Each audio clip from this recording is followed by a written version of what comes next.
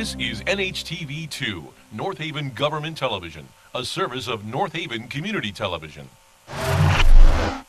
The following program is brought to you through the support of the Town of North Haven.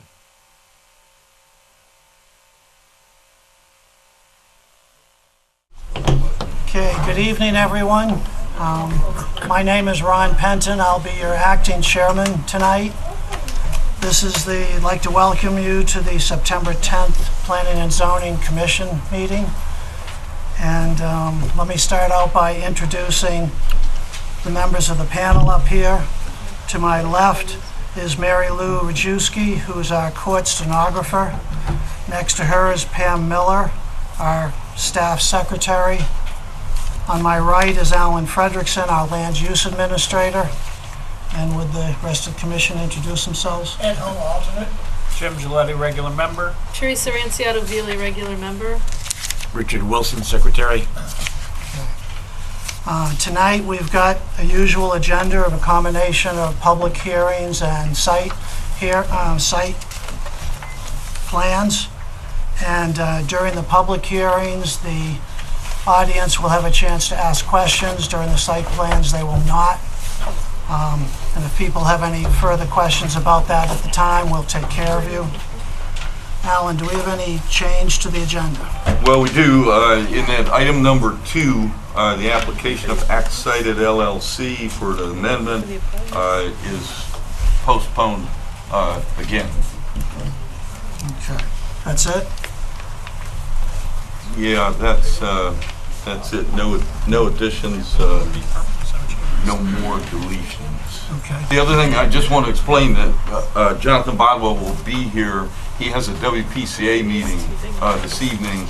They're quite brief, so he'll join us in progress. Okay, thank you. Bodwell.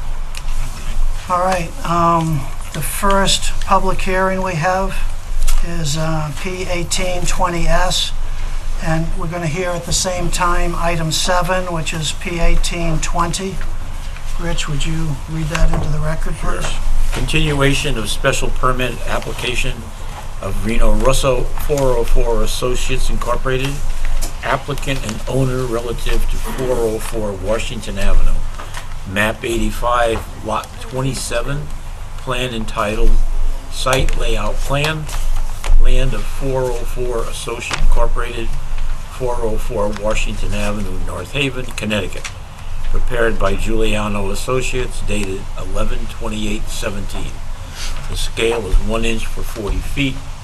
CB 40R-12 zoning district. Thank you. Can I interrupt one? Alan, if no one's coming, can people take those 2 chairs?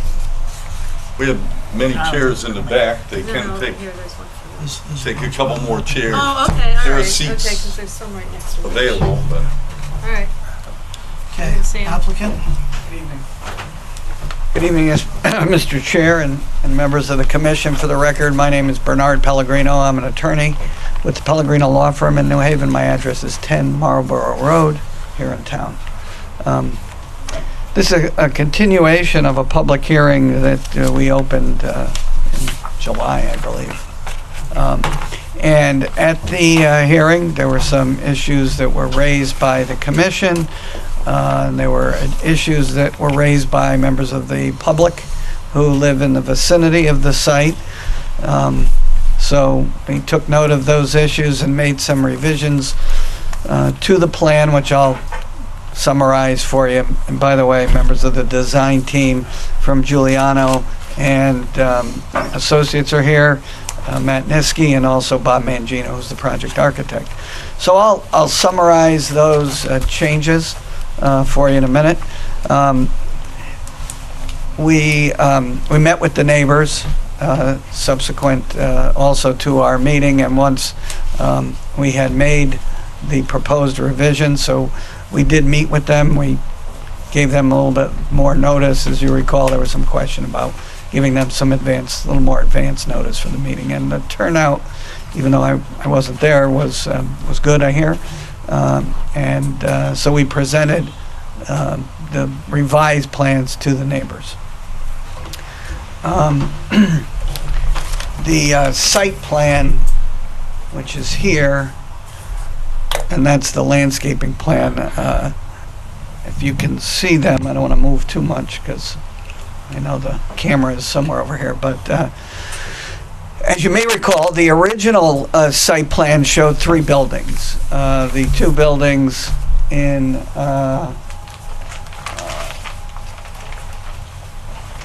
on the front side, there was one in the existing location. The street is here. There was a second building here, and then a third building in the rear.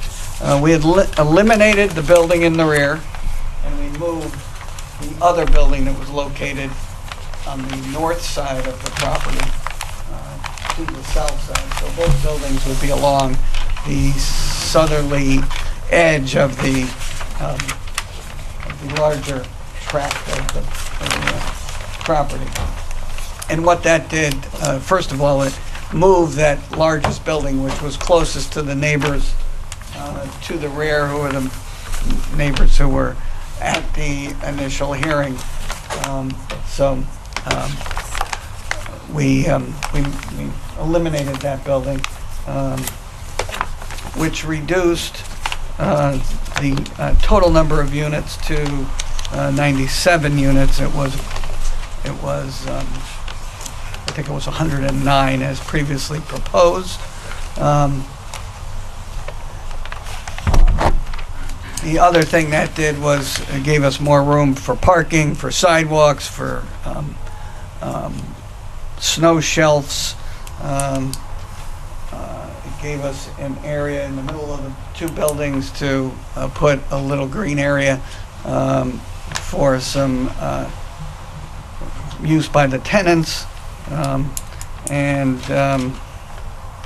That allowed us also to deal with some of the issues that the fire marshal had about accessing 3 sides of the building, so that under the new plan, they can access both the back and the front of the building, as well as actually all 4 sides.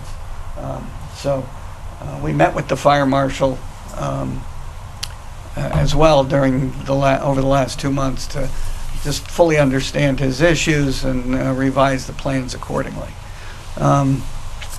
So that's kind of a summary of the changes. We hope that you'd look favorably upon the revised plans, as we I think did try to work to alleviate the main concerns that were raised last time. I don't know if, Matt, if you have anything to add to the site plan. Go ahead. Just 2 short comments to make. Matthew Niski, Giuliano Associates, professional engineer. Niski, N-I-S-K-I. Per the latest comments from Alan and the fire marshal and police chief, the police chief did request that at the commission's discretion, adding bicycle spaces. We figured in good nature, we'll just add them. I do have a revised plan that just shows bicycle racks and spots for the bicycles to park. I could distribute that if needed. We're kind of open as a condition of approval, and it's all set. Also, per Alan's comment, there will be a note, on the landscaping plan stating that all trees will be at least 2-inch in caliper when they are planted on site. So they will meet the town's regulations for landscaping, as well as the police chief's comments. I have a question specifically about one of my comments, which has to do with the fire apparatus and the islands. On the extreme eastern side of the site, you got 4 parallel parking spaces. Yes. I don't think there's any problem whatsoever with getting an island at each end of that with a 2-inch caliper tree in it. My assumption is that you have a way to do that and still satisfy the fire chief in terms. If the newest plan shows the fire apparatus making a complete turn without having to back up, so there is no need for a snow shelf, there is no need for him to cross into a painted island. It is purely a drive aisle that the town's newest fire truck could make around all the islands. And we did meet with the fire marshal. He did give us the newest dimensions of the fire truck, which we can show can make the turn.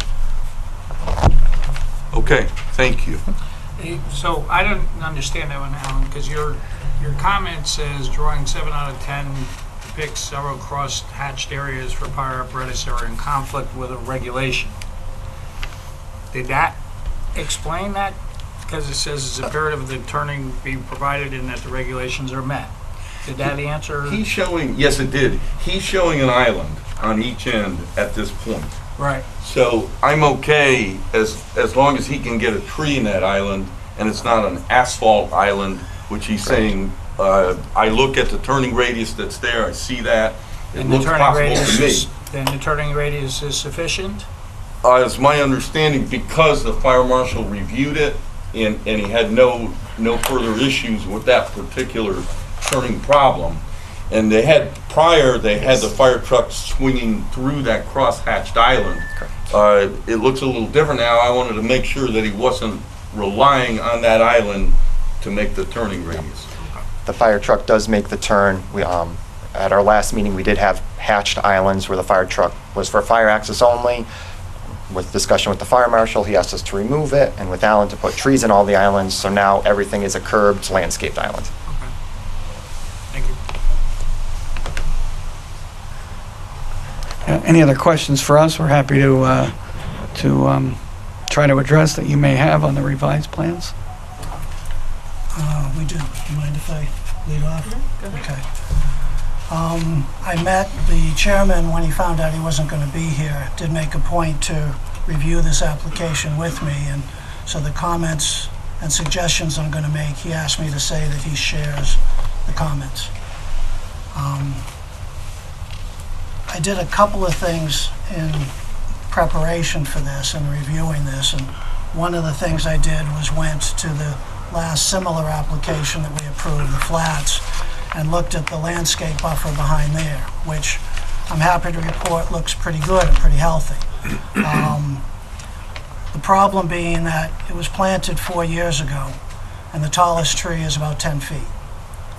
I'm sure it's going to look great in another 10 or 15 years, but that's a long time. So I'm still concerned, we're still concerned that the landscape buffer, as robust as you've got it right now, still isn't providing the neighbors with the level of screening that we'd like to see. I'm also concerned about, even though you've made dramatic improvements in the access to the site for the fire apparatus, it still seems pretty tight going around the back. And one of my concerns for both the fire apparatus and parking in general is one that I state many times, and that is what happens right after we get a big snowstorm. There's no place that I can see where snow can be piled without losing parking spaces. And then there's just the general number of parking spaces, which the chief of police remains concerned about enough for visitors, such that people won't have to park illegally or on other sites and stuff like that. And that was a concern that we mentioned at the very first application. So, and there's also the potential that the entrance is going to have to be widened from 2 lanes to 3, as DOT did state, did require for the flats. So if you widen that, and you've got an easement there for that, I appreciate that, that could possibly impact parking spaces as well. Putting it all together, I think you're trying to fit 11 pounds of stuff into a 10-pound bag. It's just not, and let me finish. And what I'm going to recommend, and this will just be a suggestion, is that in order to solve a lot of problems, and I know you won't like this recommendation, is that you slice 38 feet off the easternmost part of the second building. You're going to lose 9 apartments. But by doing that, you'll gain 2 things. First of all, by pulling that back 38 feet, you're going to have a lot more room for traffic back there, and you can thicken up your landscape buffer by 10 or 15 or 20 feet. You can accomplish both of those at the same time. And you'll get to a point with your parking calculations where I think we as a commission and the chief of police will be comfortable with the number of visitors. And I think if you do that with the other improvements you've made, then you'll have a plan that will have a good chance of approval. If you try to submit this plan as it is tonight, speaking for myself and speaking for the chairman, I'd not be able to vote for it. So, sorry to throw that at you like that, but that's where we're coming from. I don't know what the feelings of other people in the commission are. Well, let me try to address a couple of those issues, and then I think Matt can maybe follow up on the landscaping. I don't think the type of landscaping, even though the size, the width is the same as the flats, I think he's proposing a little bit of different type of landscaping, different trees that may grow faster than the pines or whatever it was. I think it was pines at 520. But on parking, I'd like to go to 520 for a minute and just explain or go over kind of what's there compared to what's here based on the number of units, because I don't believe there's been any parking issues on that site. And I think by comparison's sake, we're providing more parking here than is provided there based on the number of units. So at 520, there are 175 bedrooms and the same number of same square footage of commercial space. And under the regulation there, 208 spaces would be required absent the shared parking calculation. Using the shared parking calc on that project, 174 were required, 185 were provided.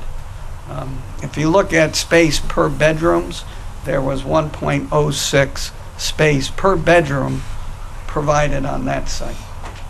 On our site, we only have 119 bedrooms, same office space. And we're providing 142 spaces for 132 required, and that's without using the shared parking calculation. If you use the shared parking calc on our site, only 110 would be required, and we're providing 142. That's about 1.2 spaces per bedroom.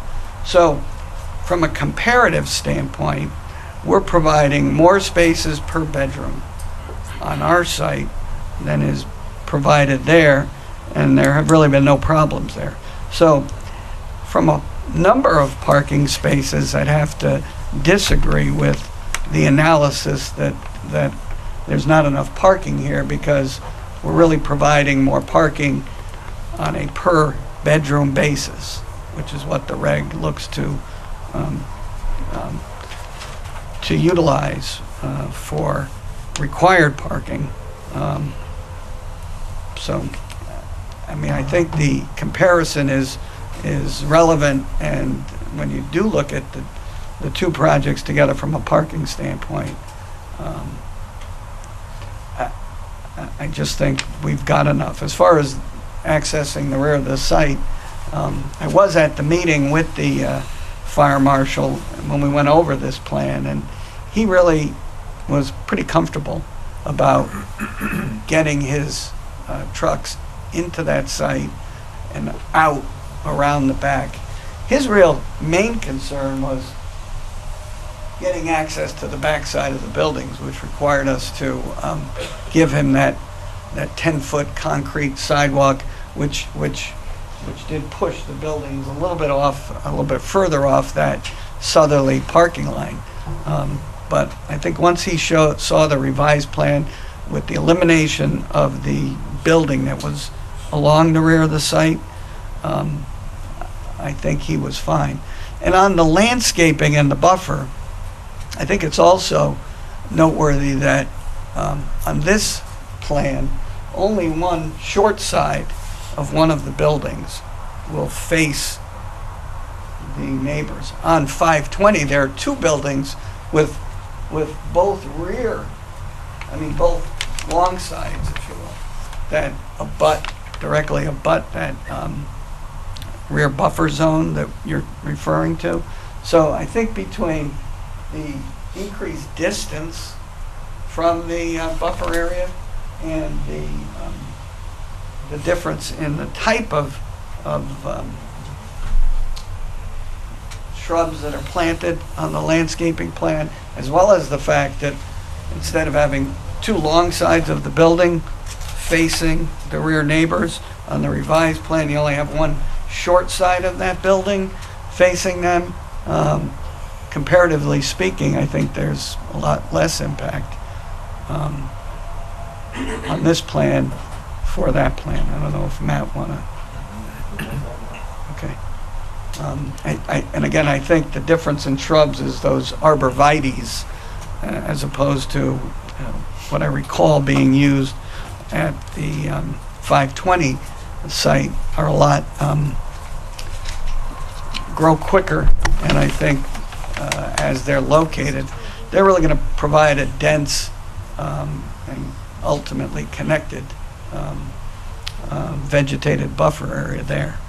So those are my comments or responses to. And I appreciate the comments, and they're all valid. Yep. I would also remind you, which I'm sure I don't have to, and the audience, that the same regulations about parking does afford the commission the discretion to ask for more parking. I agree with And you. in this case, that's what I'm doing.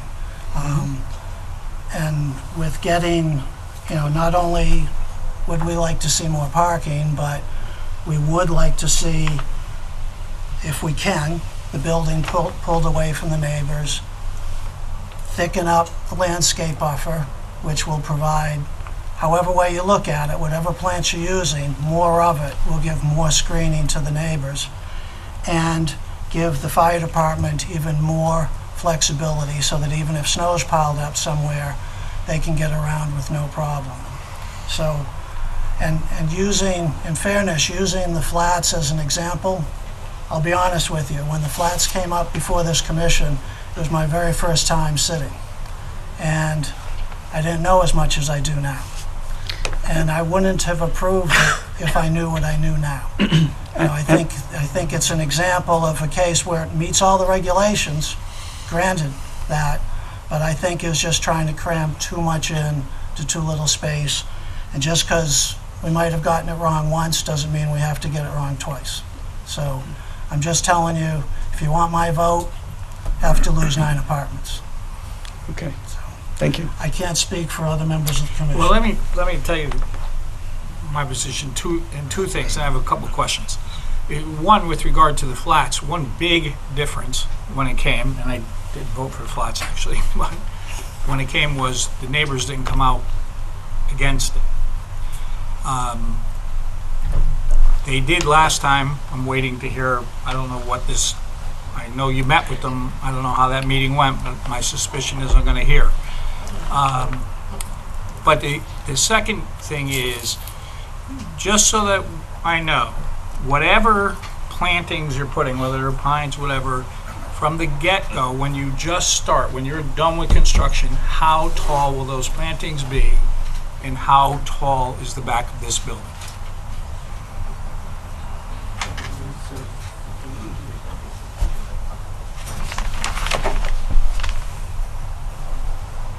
In regards to the plantings, there is already a 50-foot buffer there now, so the plans call out for before any construction is done to kill everything in there that's dead, remove it, and plant from the beginning. So they should be between 6 to 8 feet tall when they're planted before any construction starts. Construction could take anywhere from a year, 2, 3. The arborvitaes we are proposing grow anywhere from 1 to 2 feet per year in ideal conditions. So give it your best shot. A year after you start, best shot, you're 12 feet, 10, 12 feet. Correct. How tall is the building? Building will be 37 feet at when it is constructed. So, and I understand the argument that there's not two long flat sides, but there's one big side up against these people's Correct. neighborhood. When we did redesign it, I tried to push the buildings as far away as possible from the building, Yeah. from the property line. They are, I believe, they're 100.8 feet from the property line, and the nearest house is another 100 feet from there. So correct, you will see I the don't know if building. that's better or worse, because as you get back, the Yes. building is like right there. Correct. Just letting the commission, Understood. Those are really my only questions at this point. I'd like to hear from people. Okay, I mean, I echo as far as the, well, I want to hear about the meeting you had and who exactly attended and who was invited. That's one. Maintenance of the plantings, once they're done. Because we've had issues where people do plantings and then we go by 3 years later and they're dead. that would be up to the client and whoever runs the buildings to maintain. That's kind of, I could say it, it's not really in my Okay. hands. All right, If approved, we could make it on the plans, which then would be public record. They are to be maintained year-round, or in any dead shrubs be removed and replanted every year. okay, and I know a question I had too was, you know, we have 2 bedrooms, it's very likely the kids will be here. Do we have any spaces that are safe, that are for kids, that might be for pets, where would pets be walked? We talked about that, because they're really not supposed to be in the buffers. Correct. There is no sidewalks within the buffer. The buffer is on the southern edge, 25 feet. On the rear edge, it is 50. We are proposing nothing other than plantings within that buffer. There are sidewalks abutting the buffer that allow for walking throughout the site. And then in between the 2 buildings, there is a green area, which I'm showing plantings in, but if the commission would like, we can make that into a play area, dog. It's open for green space. It can be used for. That's the 50-foot area that's in the middle here? Correct. It's 5 feet off the building, then a Right. 5-foot sidewalk, 30 feet of green, 5-foot sidewalk, 5-foot green, and then the building. So, In the middle of it. yes, sorry, Right, in the yeah. building, 2 buildings. Okay, yeah, so I want to hear what the neighbors have to say But as well. before we leave it, Ron raised the issue about snow removal. There's Yeah. a lot of blacktop here. Where's the snow gonna go? As I'm sure you all know, most of the time plants die over the winter. Mine died So you're earlier. gonna kill the buffers, or you're gonna Yes, tell and then snow get pushed there, but if the But plantings are to be replanted, it would only be the little shrubs, which are within the first 10 feet, 15 feet. After that, it is the full arborvitaes, which in the rear are the 50 feet, so And the salt that might be in the snow that kills more things when you try to put more plants in. okay, correct. I'm done right now. Just have a question, just kind of piggybacking on that area between the 2 buildings. I see landscaping there. I don't know, as an alternative, that's what's proposed, is the landscaping? I don't know if it might be better spent with more limited landscaping and more kind of open space to walk or play or what have you. That would be at the commission's discretion. We did try to put as much plantings on site as possible. Again, at the discretion of the commission, we can remove those plantings and call it a community green space for benches, walking. I would frankly echo Teresa's comments that it would be nice in a complex of this size to have some designated play space for children. Okay. So, okay. Ed, did you have any comments at this time? Rich? Yeah, the one concern I had was, again, you got just a 2-lane exit for a driveway, and the flats had to go into the 3 lanes. Okay. If you had to go to the 3 lanes, would you lose parking spaces? I would have to actually look at DOT's regulations for just how far from the entrance of the road that 3 lanes need to extend before I could push it down to 2. I might lose 1 or 2 spaces. I haven't actually designed it for that way. I would have to look at it. We are providing a lot of, at least, in our opinion, a lot of visitor spaces, so it would be reduced from that number. The 520 required the 3 lanes because they didn't have a traffic light. We have a traffic light that is installed. It is DOT maintains it, they operate it. So we do have that added. You're not having someone waiting there to make a left-hand turn for 10 minutes. They have the light that allows them to. So if needed, that would get bumped out. I was trying to save the nice stone walls they have in front of the property. So that would be if DOT requested 3 lanes there. But you haven't had any conversations with DOT, correct? Correct. So again, I recall having to modify the plan at the flats afterwards, and we did lose some parking spaces with that modification. I know DOT is reluctant to meet prior to an approval, but a lot of times they'll give you at least a conceptual meeting. I do realize there's a light there, which sets this situation apart from the other situation, but it sure would be good to know. It looks like your parking proposed at that bottleneck is tighter than what was at the flats originally. Yes. So it seems like it would maybe have more impacts than the flats, and if the result is that it does get held over, I would tend to urge you again to try to at least have a conceptual conversation with DOT. Okay. I was going by the concept that right now it's a banquet hall. You know, instead of 3 or 4 cars leaving per 10 minutes, whatever the design is for 520, you have 100 cars leaving at once, and the light could handle it. So I was running with the same assumption that less cars per hour, there's just more cars over the course of the day.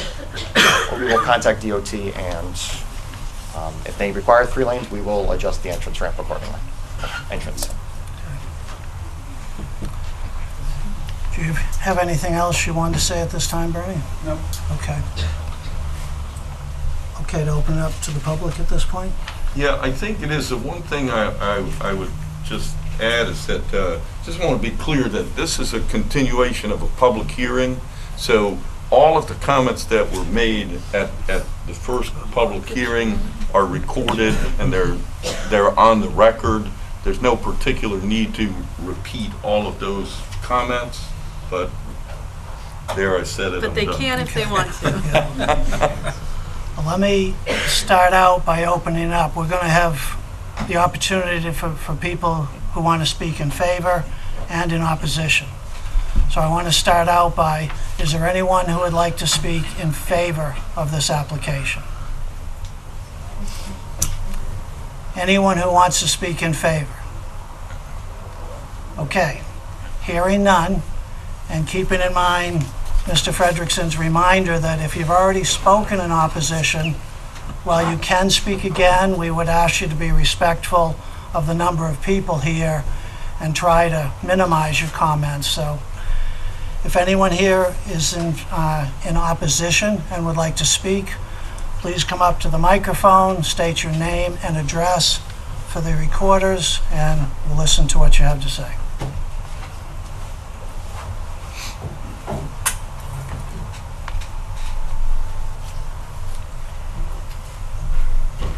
I did speak before, and I'll make it brief. My name is Kathleen Federico, Federico,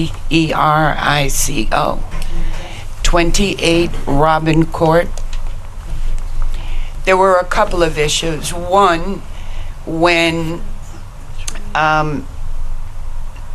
they actually cut down 3 large trees on the other side of the buffer. We have a buffer now, and I remember Matt telling me that they wouldn't fix my fence, which is on my property line. They were going to make a vinyl fence that was 6 feet high, 2 feet into our buffer. We did that buffer years ago, and I don't understand how they could now change it and move that fencing into the buffer. My fence was never fixed. It's knocked panels off the top. It's buckled the fence. I was told they were going to fix it. Fantasia. Nobody has. It's still a mess back there. The other side of my fence, I mean, it's a disaster area back there. There's, at one point, they brought a small machine and they mowed everything down. They have not done anything since then. When was this, just out of curiosity? When did this happen? When the tree came down, when we had all that bad weather, Okay. the tornado that hit down by Warden Brook. It came actually between Jack's fence and my fence, but it was, I would say, probably 2/3 of it in my yard. Almost came to our pool wall. And when I went to Fantasia and said, that tree has to be moved. It's on my property and it's in your property, the 50-foot buffer. Because I one day, when my husband was ill and I was blowing leaves, I blew some leaves underneath their fence, about that high, underneath the bottom. There was very little there, but he started screaming, "This is my property." I said, "Fine, I'll clean it up." They argued with me that they were not going to move that tree because it wasn't on their property. The tree had to be, the ball of the tree, this big around. And when it came down, it almost hit my pool wall. And so I went very nicely and spoke to them and I said, "You have to remove the tree." And Giuseppe is the one I spoke to. Reno wasn't there. And he said to me, "Well, we'll have to call our insurance companies. You know, you call yours." And I said, "Excuse me, it's not my tree. It's your tree." I said, "I'm a single person now. My husband passed away." I said, "I'm not calling my insurance company and increasing my insurance. It's your tree." And they did. They removed it all. And the kids that cleaned it up was phenomenal. They cleaned everything. But my fence is still, they fixed my next door neighbors, but my fence is still broken. And it's like, we look outside, I can still see Fantasia's roof. If they go up 39 feet, Jack is going to be impacted more than anybody because they knocked down the trees. So there's a whole clear space there. But now, it's not just the trees. It's not just my fence. It's going to increase everybody's problems getting out on Glen Road with all of the traffic between Quinnipiac and I mean, it's just, there are days you sit there 8 minutes to get out on Washington Avenue if you're making a left-hand turn. This is going to create more traffic. That's all I have to say. I'm sorry. Thank you for listening. Thank you. And just as a reminder, or to clarify for people who haven't been here, any questions or comments you have will not be answered immediately or directly by the commission or the applicant. Everything's being written down, and after all the comments are heard, the applicant has a chance to then address any questions that came up. So, is there anyone else who would like to speak in opposition?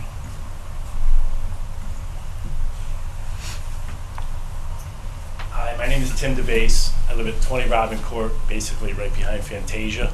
And I'm DEBAISE. Unfortunately, when the cocktail party went on, I was out of state, so I couldn't get to it. But it sounds like they decreased the apartments by 20, or right around 20. Is that? Yeah, that's correct, depending on where you started from. Yeah, they've reduced them in 2 different steps, yeah. Yeah. So basically, I spoke with all my neighbors, and nobody wants it. We still don't want 90-something apartments behind us. You know, if they were condos maybe, and people owned them, I think people that own something, you know, they have a little bit more tendency of taking care of it. You know, we're gonna have 90-something people that rent back there. Who knows what they get? And again, parking for snow. I think there's almost 4 acres. And I'm a snow contractor, and I know what snow adds up to. You know, 4 acres plowing it, or 3 acres plowing it, you're gonna cut off quite a bit of parking spaces. And where are people gonna park? And if they have friends and families come over to visit, where are people gonna park? And arborvitae's They grow about a foot a year. I don't know if you're trying to cover the whole 30 feet, but no arborvitae is ever going to grow 30 feet tall. That's basically all I have to say. Thank you. Anyone else?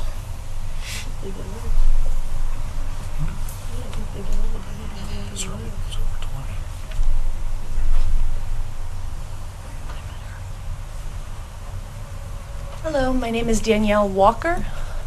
I live at 28 Robin Court. I tried to jot down notes so I can be succinct and not be up here too long and drag things out. But the concerns that I'm wanting to bring up that have not already been brought up, so there were comparisons to the 404 property with the flats, which exists just a bit down the road. And the comment was made that while technically they are following spec and technically they are within their limits for everything, that it feels like a bad fit. I tend to agree. I feel as though the flats were put in place more for the Quinnipiac students that have come in. We had Blue Cross behind our house for years. It's now Quinnipiac, so there are a lot of students. Students are going to have very different needs than families. We all know that Amazon is coming into town. I feel as though the 404 property is more marketing towards them. You've got workers, you've got families that are coming in. So while technically there may be enough parking spaces, assuming a single occupant for each apartment, if you've got families, I don't know anyone that's got one car between a husband and wife. You're probably not working the same place unless you're very lucky, which means everyone has to get to work in the morning. So for every single one of those apartments, if you've got 2-bedroom apartments, I feel you need to assume 2 cars. That's if they don't have older students. I remember when I was a teenager and I first got my license and got an expensive car. There's another vehicle that requires another parking space. The area around saying that they needed a little bit more of a buffer for if these are families and they have kids. Obviously, I've got a 7-year-old. I want someplace safe for her to be if we're going out to the car, if we've got to walk our dog. That's not really being addressed. And I feel like turning a portion of that buffer into space to be used for that is doing a disservice, because then you're removing some of the privacy buffer from all of the residents at 28 Robin Court. You're thinning that out. The trees have been brought up as a concern. They were mentioning clearing some of the dead trees that are back there and planting new ones that will theoretically grow fast. That's great. The 3 trees that were removed, that we were told when they were removed, when they came by, I want to say it was last spring, they clear cut a whole bunch of stuff. They didn't stop until we went out there and said, wait, this is supposed to be our buffer. You're supposed to leave the scrub and the trees and the rest of it. That's helping with the noise, that's helping with the light pollution, that's giving more privacy. The plants that were mowed down were never replaced. The 3 large oak trees, and they weren't dead, they were perfectly healthy, were all cut down. We have more light pollution now because of those trees being gone. I was told when I was arguing with the owner that you have to replace them. We've now got these huge gaps that all of your light pollution from your banquet hall is coming through, all the noise, the lack of privacy. Nothing was ever planted. No replacements were ever put, despite his guarantees that, oh, it's fine, we're gonna plant new ones for you. Traffic, obviously. Very recently, there was work to, I believe it was the gas line. They were trying to update the gas lines on Washington Avenue in front of Fantasia, a little bit further down in both directions, all the way over to Big Y. Now that's temporary. Road work happens. When it's done, they're gone and out of the way. You couldn't get out of Glen Road when that road work was being done. I feel as though this building becoming an apartment building, you've got all of Amazon traffic going back and forth, so first thing in the morning, everyone gets up, they have their coffee, they go to work, you've got additional traffic centered almost right in front of Glen Road. When everyone gets out of work, everyone's going home, you've got additional traffic. That's not traffic that's a temporary thing, that it's road work, it'll happen for a week or 2 and then it's done. That's going to be permanent. That is traffic that's increasing, that's going to keep blocking up the road there and creating a bottleneck. there is concern, at least on our part, that the owners of 404 are not going to maintain their buffer. It's fine to say that they're going to plant all of these new trees and give us lots of privacy. That would be wonderful because it's very scraggly back there right now. Based on our previous experiences with these owners, we don't feel that's going to be the case. So a year, 2 years, 5 years, 10 years down the road, it's still all half dead and scraggly. What recourse do we have as property owners for something to be done if they just fluff off and don't take care of the maintenance buffer? Property values, I think, is something that no homeowner is immune to concern about. And when you go from a business, you know, something that brings business into the community versus apartments, we're talking 3 stories. How is that going to impact the property values of the people, not only on Robin Court, on Glen Road, in the surrounding areas?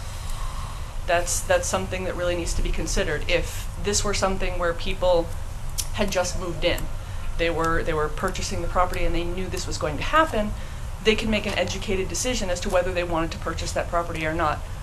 I think there's 2 people on Robin Court that I don't know personally. The rest I grew up with since before I was even my daughter's age. They all know each other. They've owned those homes for longer than I've been alive. And to brush off their concerns about their property values being impacted, particularly when a lot of them are seniors and on fixed incomes, is harmful. We just had a person on the street pass away. They're now having to sell her home. So her property value for her kids, her grandkids, is going to be impacted with the possibility of apartment buildings coming in. Trying to see if there's anything else. The lights which we were told have been removed or turned off, have not been. I have a fairly recent picture on my phone. I was sitting out on the back porch with my mother a few nights ago discussing things, and she made an offhanded comment, look at those lights, you can still see them, and they are very bright. They are very close to the fence. They are invasive, particularly with the loss of trees that used to give us at least some sort of a buffer. The idea of using the buffer or the extended buffer area to give kids a place to play, or another concern, most people have pets these days, people walking their dogs. I have a dog. I always clean up after him when he's in our yard. I clean up after him when I go for walks. I know darn well not everybody does. I don't think anyone who has a pet has ever gone walking their dog and not seen poo by the roadside or on the sidewalks that someone didn't bother to clean up. So then we've got the concern about disease vector. If these animals have their shots, if they're up to date on their vaccinations, if they're bringing sickness into that buffer, which is going to be stone's throw from my daughter, from our pets. I don't think that's sanitary. You know, there was talk of moving the trash bins, the Dumpster enclosure. dumpsters, thank you, further away from the property line to try and lessen the concern about, oh, well, in the summer, you're going to have, you know, how many apartments worth of trash, it's going to stink. Now there's talk about bringing dogs there so people could walk their dogs. Not everyone cleans up after their pet. So you got rid of the dumpsters, but now you're potentially bringing people to walk their dogs back there. I think that's pretty much all I've got. So thank you for your time. Thank you. Anyone else like to speak in opposition?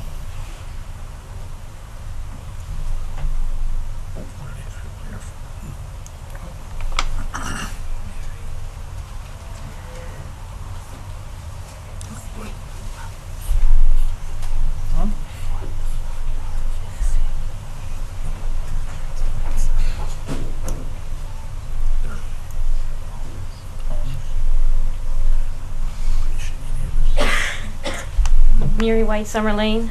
I have been asked to speak to you guys by a lady by the name of Lucille Russo. So my comments are her comments. So Lucille lives at 11 Donmar Court. Her property directly abuts the flat apartments, and she has advice that she wants to give to, if this were to pass, she has advice that she wants to give to all the neighbors. her advice is get it in writing. If they say they will plant X trees at X location, make sure it is in writing. If they say, like they did, they will take down dead trees, make sure it is in writing. Further, she stated, all matters that are important to neighbors, plantings, and their specifics, types, age, height, location, lighting, specifics, trash dumpster locations, mechanicals locations, fences, types, height, location, and again, things like promises to remove dead trees on premises. Get it in writing. And she said these specific things that directly affect the neighbors, they are to be given copies so that they have it. So Lucille said the people that they dealt with when the application process was going on are not the current owners. She is dealing with a management company who is not helpful and they are obnoxious. She is stating that the plantings that were supposed to be planted behind the fence on her side of the fence as promised were not done. She talked to the management person, he didn't care. She contacted him about the dead trees that were supposed to be taken down on his property, on the property, and what happened was they fell onto her property. He didn't care. He said the law is on his side. She's responsible for the trees that have fallen on the property. So now research is being done about the approval. Oh, because he said to her, show me where it is in writing. So now research is going to take place with land use and the zoning enforcement officer about the approval. And also, she wanted to let y'all know that what's going on up there relative to some of the tenants, well, they're not so happy. So I have some reviews. One says, we will be moving out because we can hear our neighbors so clearly. The place has gone downhill in terms of maintenance. Another one says, management unresponsive, poor communication, and irresponsible. Another one, management is arrogant and unresponsive. In the time I've lived here, my unit has cracks in the walls, and there is leaking. The cracks are due to the settling. I have asked for repairs, and I have not received any response. Excuse me, Mary, just Yes. for clarification, these reviews you're reading, are they of Yelp. neighbors or tenants? who live Tenants at that the are out flats? there now at Okay, the so these are people 520. who live at the flats. Yeah, are I mean, making they don't these give their comments. last name. I got a Bobby S. I got a I Mario. just You know, they don't wanted give to them make names. sure I understood who was They making live these there comments. now, and they're not happy. Okay. So again, Lucille's advice, get it in writing and make sure you get a copy so that you have it in your home so that in the event that something happens, you can show it to the management company. But also she's not happy, and so after she's gonna, like I said, research with the zoning enforcement officer, and if she doesn't get any satisfaction with that, she's gonna sue. Thank you. Any other people who'd like to speak in opposition? Anyone have any questions or comments, not necessarily in favor or against? Okay, hearing no questions, would the applicant like to respond? Yes. Chris can correct me, but I don't think we're proposing the vinyl fence on the neighbor's property. I'm pretty sure that fence is 2 feet onto our property. That may have been a miscommunication. 50-foot buffer. I don't know what that means. All right, well, It's let's- in the 50-foot area, but the fence is on our property.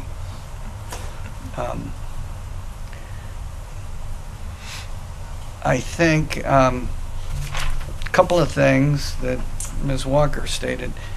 Interestingly, as far as, marketing to families, the 520 flats has 50 two-bedroom apartments in it. Our property only has 22 proposed, so I think if you look at numbers as far as quote-unquote availability or marketing to families, we have less than half the number of two-bedroom units that is at the flat. So I'm not sure that's really true, and that obviously doubles parking, etc. And I think only one of those buildings is being used for students, and not the other two. Traffic, the traffic, Route 5 operates at less than 80% of its traffic capacity, and that's in the traffic report from the flats. And also, the levels of service at the intersections that were discussed are all A's and B's. So while it's a busy road, obviously it's a state highway, it's operating significantly under capacity with all good levels of service. Our site, as the numbers show, is going to be a very low traffic generator compared to the amount of traffic that is on that road.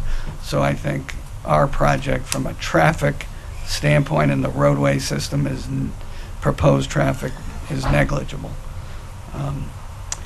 And she may have misunderstood either Matt or I, but we're not proposing using that rear buffer area or the side buffer area for walking dogs and using that for some sort of passive recreation. That will be just a planted vegetated buffer. I think what Matt referred to was the area between the two buildings as well as the sidewalk system, which is outside of the buffers.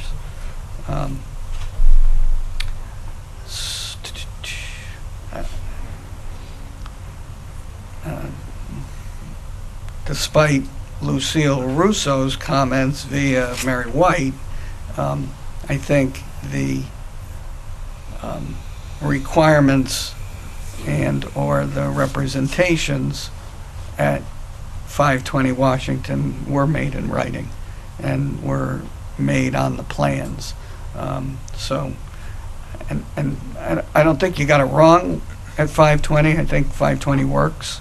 So I think you can do that. One thing I thought of, and I'm not sure we've done it here, but I've seen it in other towns and we'd be willing to do, is bond for the buffer, so that for a period of 5 years, put a bond in place so that if any of those trees die or don't take during the initial planting process, that they would have to be replaced, and if not, there's funds to do that. So I've seen a landscape buffer bond used before, and we'd be willing to do that to satisfy the concerns that the buffer plantings aren't going to take, or if they die, what happens. So that's something I can offer. Having said all of that, and in light of the comments that were made by members of the board, we'd like to have the opportunity to discuss some of those comments with our client. So we'd request that you postpone. I think we have time if I give you a 35-day extension. Exactly, and if you can just put that on the record right now, I guess you did. I just did. So I would request a 35-day extension to discuss that issue and see what they think, and if we can do something there, we would, come back with that. We can get it to October, and we can get it no farther, so that's as far as it gets. Just to make sure I understand and the public understands, they're requesting an extension till October, and we'll be keeping the public hearing open so the public will have yet one more opportunity to hear the plan and make any comments. Correct. They're requesting to continue the public hearing to October, and they're granting the commission an extension to act. Okay. Sure. But that means the public can come again, Sure. hear what they propose again, And what's that date? respond to it again. What date is that? Let me make sure, I believe it's October 1, October 1. the first Monday, October 1. Okay. The meeting is scheduled for right here in this space. Everybody understand what's happening? The applicant has requested an extension. It's not going to be closed or voted on tonight. We'll meet again and we'll hear it again. We don't know what they're going to come back with, whether it'll be the same application or a different one, but they will come back, and everyone here, or anyone who wants to come back and listen and have a chance to speak and comment, will have one more opportunity before we do close it and vote on it. So, that being said, if there's no further comments, Good. thank you very much. You're welcome. Okay.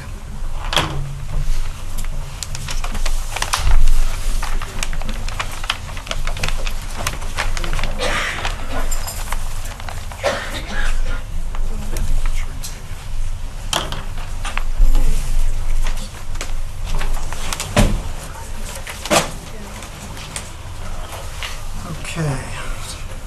Now moving on to item 3, which is item number P1828. Would you read that in, please, Rich? Sure. Continuation and modification of subdivision approval of number P14-04 of Joseph Maneri, applicant Blue Hills Development, LLC, Ralph Iaconi, Jennifer Maneri, owners, relative to 217 Kings Highway, map 93, lot 38, 2 Blues Hill Road, map 93, lot 84, 4 Blue Hill Road, map 93, lot 85, plan entitled Property Located at Blue Hills Road and Kings Highway, North Haven, Connecticut. Prepared by Criscola Engineering LLC, dated 1/23/2014, revised 6/18/2018, scale 1 inch equals 30 feet, R40 zoning district. Alan, explain to me, do we need to start with the applicant? Well, you Saying don't. something first, or- This public hearing was continued to this meeting for the purpose of getting an opinion from town council in regards to the commission's options. The applicant represented that they felt that the commission was obligated by law to approve the application. And Jim Giletti, for one, was interested in inquiring as to what the perspective of town council would be. So you see before you, town council, and it makes sense, I guess, to respond and perhaps then give the applicant the opportunity to respond to that. And that's an accurate representation. Yeah, yes. Attorney Schellenberg was emphatic that we really were without options as to how to proceed, and we had to grant the application, and we asked for your opinion. And applicants have this, correct? Yes, yes, they have. I did speak to Attorney Herbst, and I did discuss with him my opinion on Friday. He is here tonight. Barbara Schellenberg was pitch hitting for him at the August 6th meeting. Jennifer Capola from Sewell and D'Onofrio, and I am outside town council. I did speak to Mr. Herbst before the meeting started. He said he felt comfortable with me speaking to you first and presenting my opinion on the record. And so I am going to do that, and then he'll come up and he will address you to respond to my opinion. So again, Barbara Schellenberg was here from Cohen and Wolf at your August 6th meeting on the proposed modification to the subdivision approval. And she gave you the opinion that this was a re-subdivision application, that you handle it in an administrative capacity, and if it met your subdivision regulations, then you had to approve it. I do disagree with that opinion, and I have marked for exhibits several items. And again, mostly I'm doing some housekeeping things because it's important that both Tim and I have our opinion on the record. So depending on what you decide, it gives them, the option to appeal if they so choose. So, first off, I'm not sure if any exhibits were marked. I don't recall that. When they were here on August 6th, were there any? I don't think that there were. I don't recall. Interesting question. that I don't there think they were. Okay. If you're interested in sequencing, let's call this 2 dash. Okay. You're going to be numeric after that. Okay. I'm going to call it 2 then. And number 2 will be Attorney Herbst's letter to me dated August 16th of 2018. And I know that all of you have seen a copy of that. So we'll call that 2 We'll call dash that- 1. Why don't we just call it 2? Okay. Okay. Lawyers. But And just for the record too, I think that this is important. I know we belong to one of the 2 evil professions, right? Doctors or the other. Attached to Attorney Herbst's letter is a letter from the Regional Water Authority dated August 14th. It references as well a map, and that is an additional attachment. Number 3 will be the trial court decision in the Kings Highway Associates versus Town of North Haven Planning and Zoning Commission decision from August 13th of 2007, Judge Cordino's decision. Number 4 will be the appellate court decision in Kings Highway Associates versus Planning and Zoning Commission. That was decided May 19th of 2009. The rules and regulations for water service are number 5, and those are dated January 3rd, 2018. The rules, regulations, and rates governing the extension of water mains revised through December 7th of 2015 is number 6. And then number 7 is Chapter 196 of the ordinances of the Town of North Haven regarding water main extensions. Sorry, is that chapter 6 on exhibit 6 or 7? 7. Exhibit 7. Did I say 6? I apologize, Mary. Just to revisit just the underlying facts and how this came to you. So the applicant, Joe Maneri, applied to you back in 2014 for a 3-lot subdivision. Really what's at issue here and what Attorney Herbst and I disagree about is the extension of the water main across the frontage of the subdivision track. So when you approved the subdivision plan and the application number was P1404, it included the extension of the water main again across the subdivision frontage on Kings Highway. And the extension was included in the application by the applicant, so it wasn't something that Excuse me, you Jennifer, asked for it would to you- Would you be. mind if Tim sat down? Oh, He's yes. writing and just be a little bit easier for him. He could hear you a little bit better too. So. Thank you.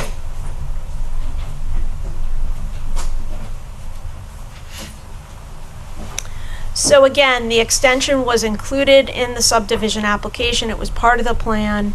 It was not something that your commission expressed that they wanted to see added.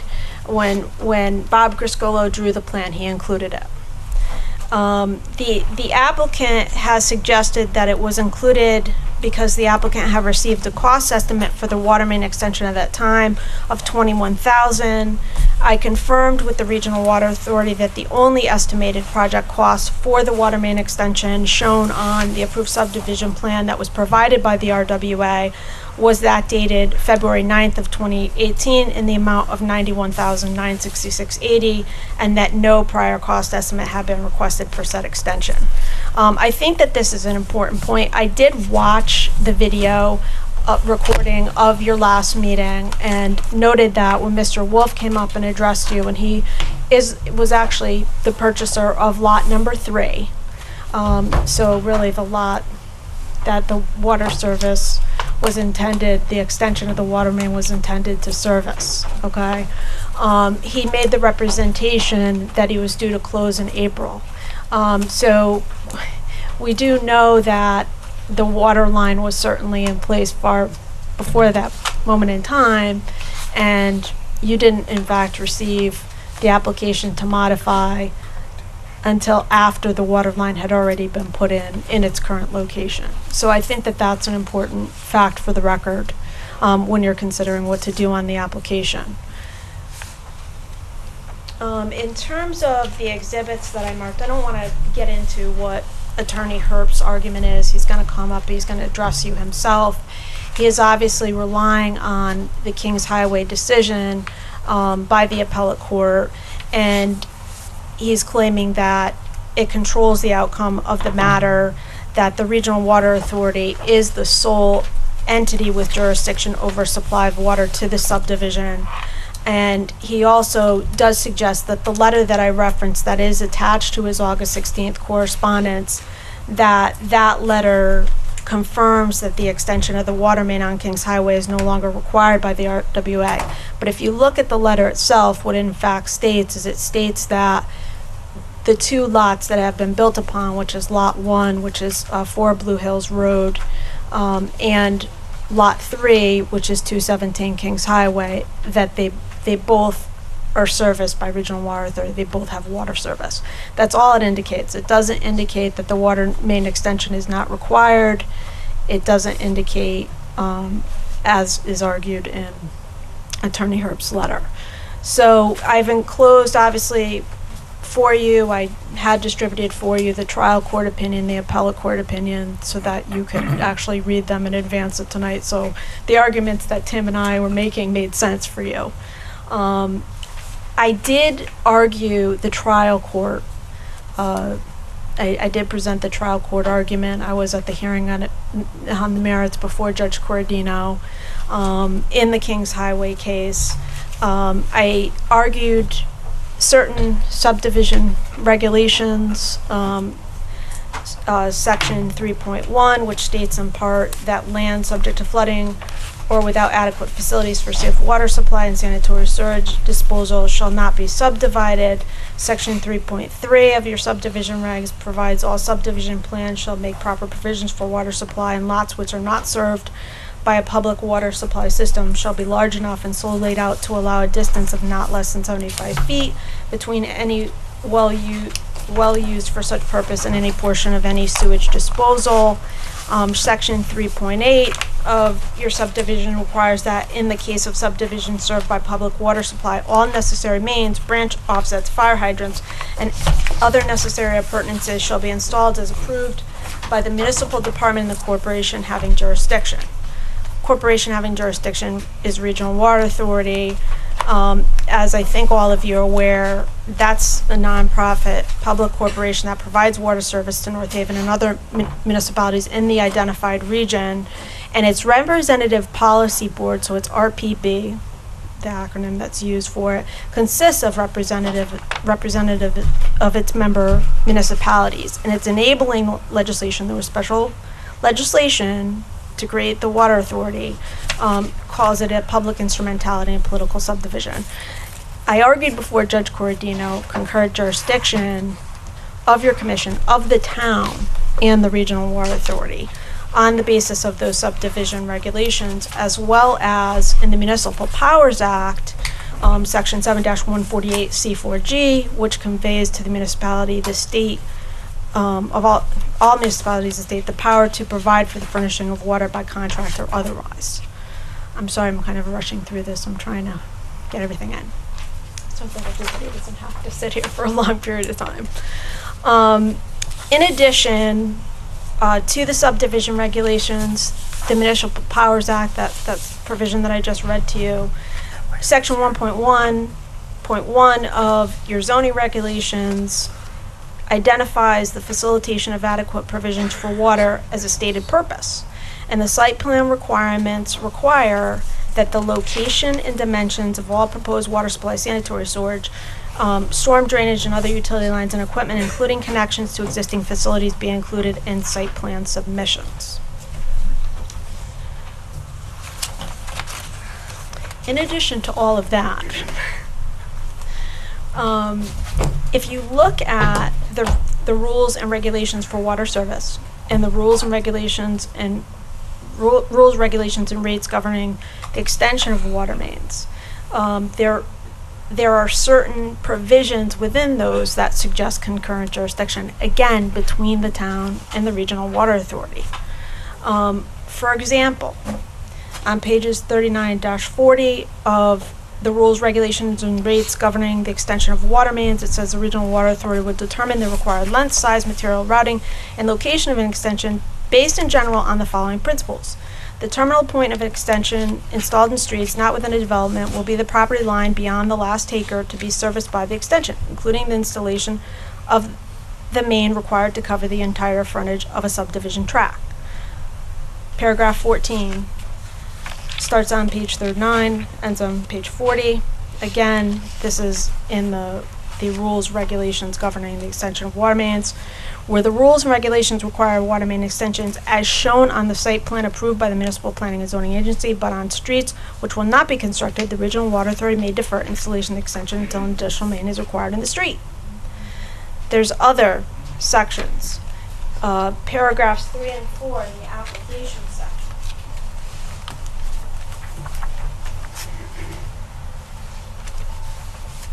Page 41, paragraph 3. The applicant, if a development is involved, will be required to refurnish the application one reproducible subdivision map of the property to be supplied. This map must be a facsimile of the one approved and filed with the proper municipal authority. The applicant, requested by the RWA, will furnish plan and profile drawings of the streets in which the main is to be installed as approved by and filed with the municipality. Only maps, plans, profiles, or other drawings prepared and stamped by an engineer or surveyor licensed in the state of Connecticut will be accepted. Paragraph 4, also in the applications section, again of the rules, regulations, and rates governing water main extensions, applicant of a development or subdivision must notify the RWA at the time of application if phased construction is proposed. Phasing shall be indicated on a property map supplied to the RWA. Next page, page 42. This is the section that talks about advance payment extension contract. I raised this section because one of the things that I heard a couple times from Mr. Maneri and Attorney Schellenberg, and even in prior correspondence that was issued by Mr. Herbst, they claim that the water main extension is cost prohibitive, and that's why they did what they did, i.e. they constructed the water main without coming back to you first, see if you would waive or agree to a modification and before going to RWA to get approval. Paragraph 4, if an extension under an extension contract is installed in a street or highway which property is abutted by other than that of the applicant, the RWA agrees to require that the other property owners, before making any connection for water service, will pay their proportionate share of the cost of the extension. These property owners, referred to as proportionate share applicants, will pay their share in full at the time of their application for water service. When received by the RWA, these amounts will be refunded to the applicant unless the extension was installed at the expense of the RWA, in which case the RWA will retain any funds so collected. Total refunds on the extension contract to the applicant will not exceed the total amount paid by the applicant. The proportionate share applicant for water service will be subject to all the terms, conditions, and provisions of the contract. So the idea that extensions are done for the benefit of the undeveloped property on the other side of the street, it just doesn't make any sense. The Regional Water Authority agrees in their own rules, regulations, and rates governing document that if there is a subsequent development, then those people pay their proportionate share. That's the reality. This has always been the case.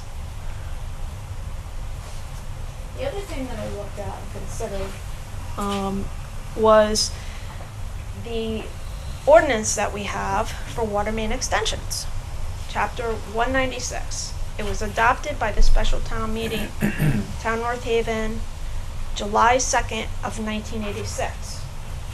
The authority to adopt that is provided by Connecticut General Statute Section 7-137C, which in pertinent part provides, and the title of that section is Extension of Water Mains into Areas Used Wholly or Partly for Industrial or Commercial Purposes or into residential areas, Any municipality may appropriate funds to extend or cause to have extended water mains, 1, into areas to be used for industrial commercial purposes, or partly for industrial commercial purposes and partly for residential purposes, or 2, into residential areas or into areas zoned for residential use.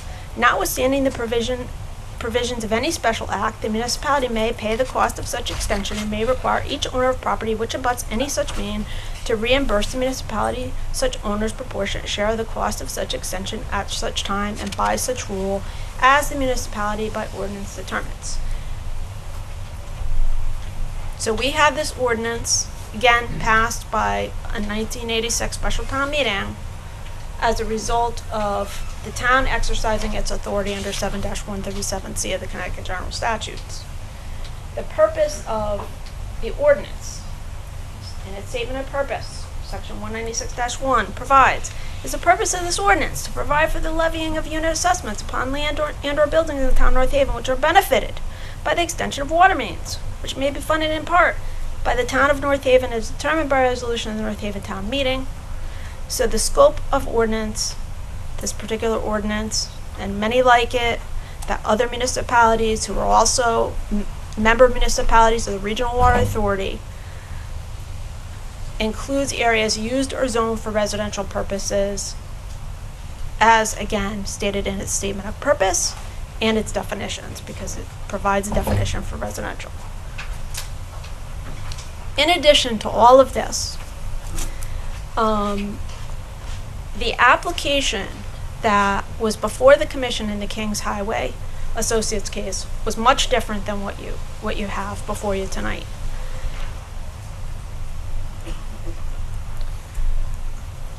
In that Kings Highway case, the lot, the subdivision tract was about 16 acres large. And the commission was looking for the applicant to extend the main some 960 feet. And the tract that was actually in it, or the parcel that was actually going to be developed, the lot that was going to actually be developed, because there was only one that was going to be developed at that time, was only 160 feet. So the court, I mean, you could tell if you read through the decision, and again, copies were provided for you to do that, you could tell that the court was concerned about requiring an applicant to, at that moment in time, put in 800 feet of water main extension. That's not this case. This is a 3-lot subdivision, and you know, we're talking about, and this is in the record, it's about 450 feet, but they came to you with a plan drawn by a well-respected design professional, and look, he's not with us anymore, but I submit to you that he clearly drew it the way that he did because he knew that that's what was required under the rules and regulations. And that's a big part of why I can't say to you that I agree with them, is because at the end of the day, I think that you do have concurrent jurisdiction with the Regional Water Authority, because without the member municipalities, the Regional Water Authority doesn't exist. Okay? There's that. And the fact of the matter is, you know, this well-respected design professional, he presented it to you this way. He presented it to you this way because, not because he thought that it didn't comply with your regs. He thought that the plan he presented complied with your regs. And then, you know, at the end of the day, they go and they do something differently than what they submitted to you, what they agreed to do.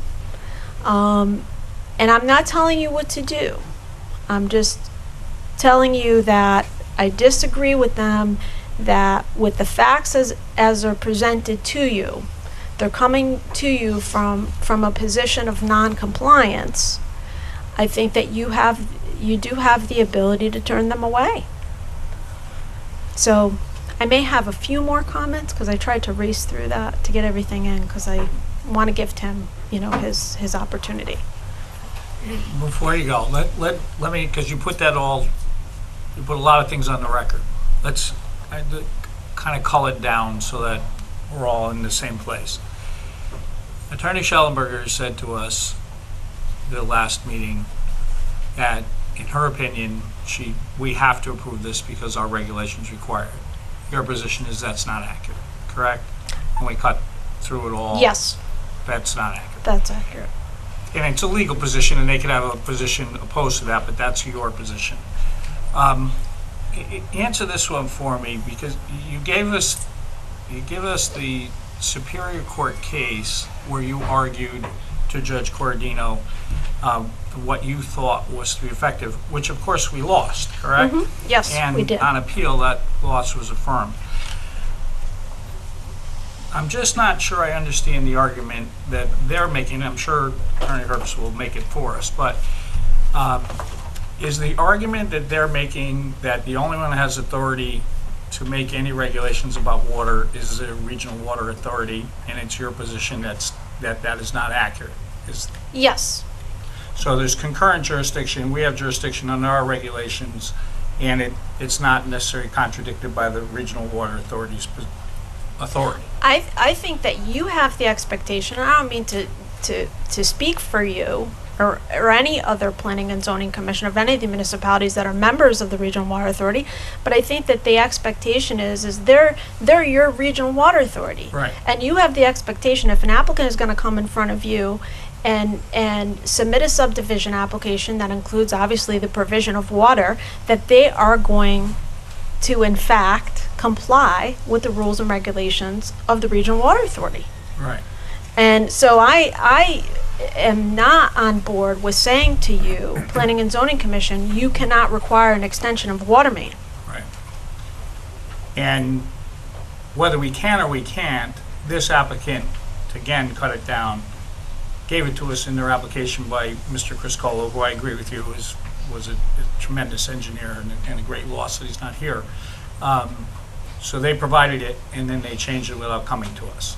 That's the other point that you made. I think they changed it without coming to you, and I think they changed it and they installed it without, and they can get up and they can argue otherwise.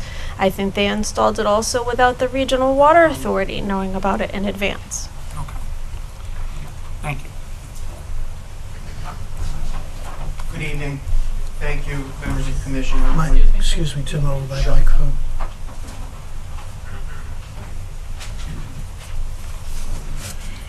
Good evening, and for the record, my name is Timothy Herbst. I'm an attorney with the law firm of Cohen & Wolfe, with offices in Bridgeport, Orange, Danbury, and Westport, Connecticut.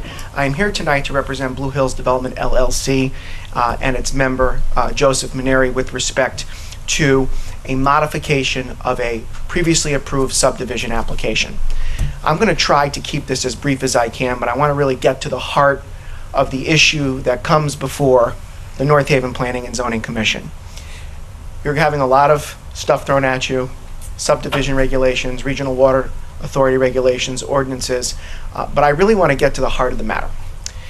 When the commission acts on a subdivision application, whether it be a subdivision, a re-subdivision, or a subdivision modification, as we all know, the commission acts in an administrative capacity. And I would like to enter for the record Reed versus Planning and Zoning Commission of the Town of Chester, 208 Connecticut 431.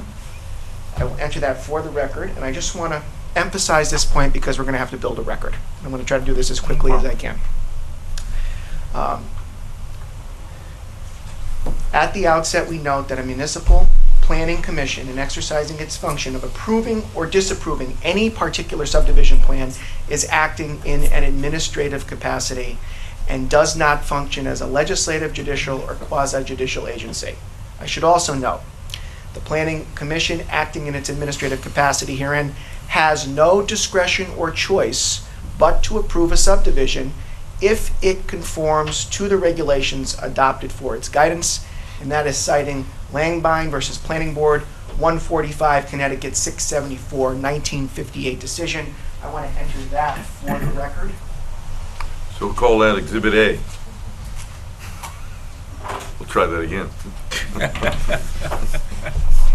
Thank you. Thank you.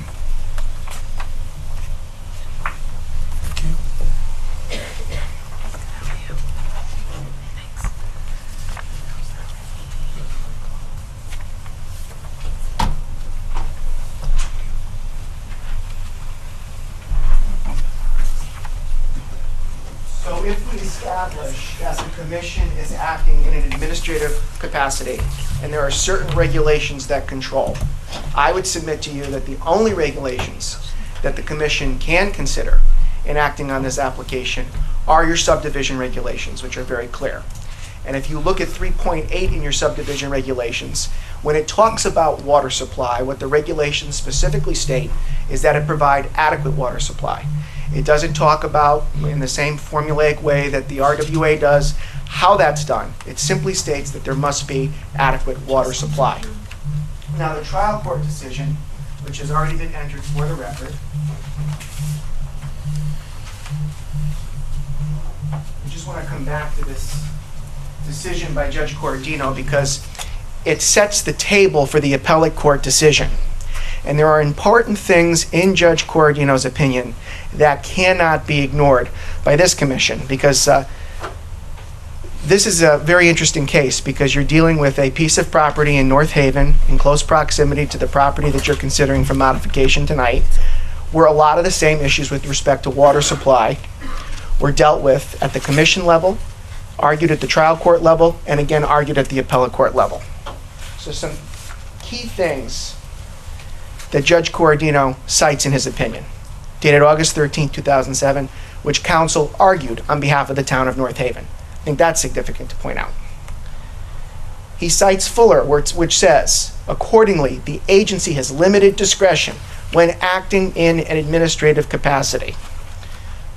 More importantly, this is what Judge Cordino says, not what Tim Herb says. Judge Cordino, as the defendant, meaning the town of North Haven, writes in its brief, the South Central Connecticut Regional Water Authority is the municipal corporation referred to in 3.8 of the subdivision regulations. The town of North Haven acknowledges that in 2007. The RWA was created by the General Assembly through Special Act 77-98 for the primary purpose of providing and ensuring the provision of adequate water supply of pure water at a reasonable cost within the South Central Connecticut Regional Water District. The town of North Haven is included in said district with 16 other towns and cities.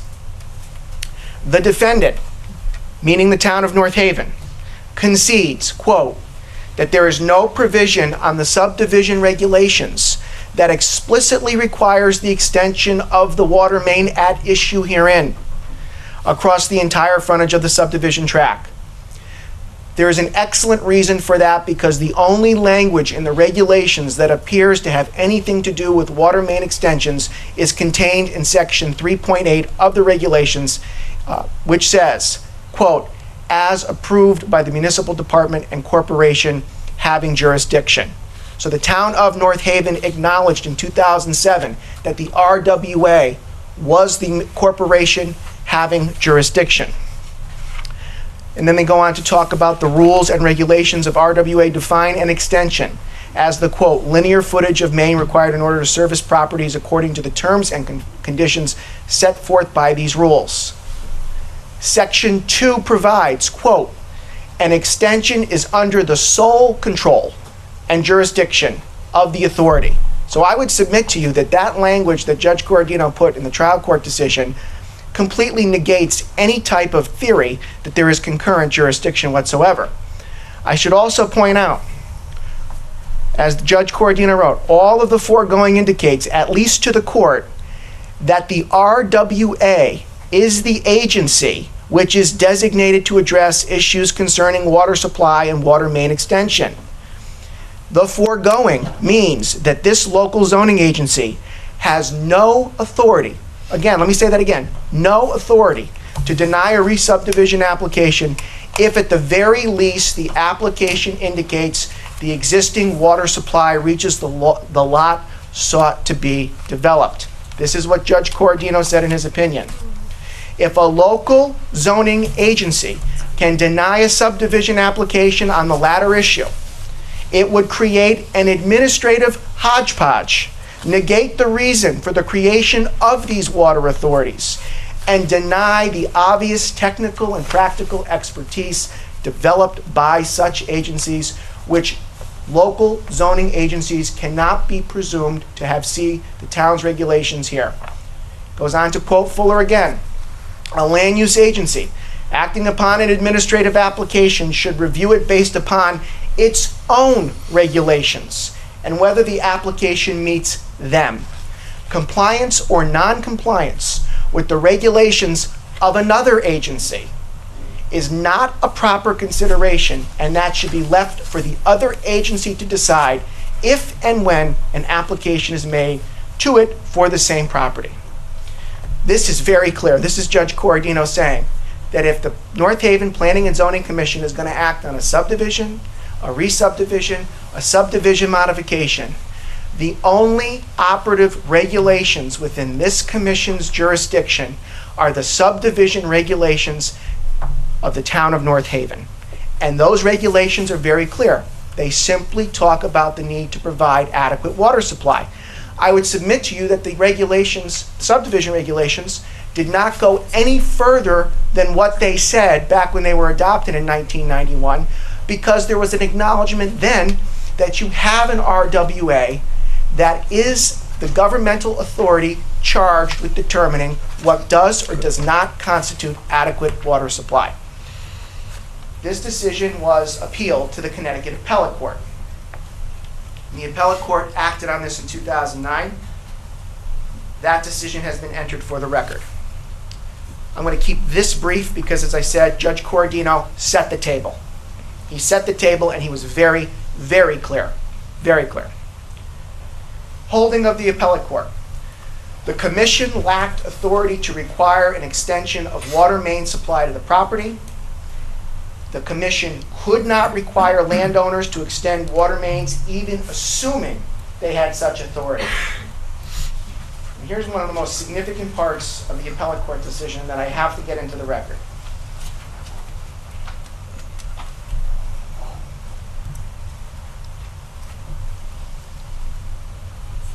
Again, the Appellate Court basically reiterates what Judge Corradino said. A land use agency acting upon an administrative application should review it based upon its own regulations and whether the application meets them. Compliance or non-compliance with the regulations of another agency, that being the RWA, is not a proper consideration, and that should be left for the other agency to decide if and when an application is to be made for the property. The Appellate Court goes on to say, on the basis of our plenary review of the relevant regulations and the record, we conclude that the court properly determined that the Commission lacked authority to require the plaintiffs to construct a water main across the land adjacent to Kings Highway. The plain language of the subdivision regulations makes clear that the means of supplying water to the land falls within the purview of the Water Authority. Also, there is no substantial evidence in the record that the land will not be supplied with the water as required by General Statute 7-148C. A unanimous decision of the Connecticut Appellate Court affirming Judge Corradino's position. I should note that in 2009, the Commission did not vote to take cert to the Connecticut Supreme Court.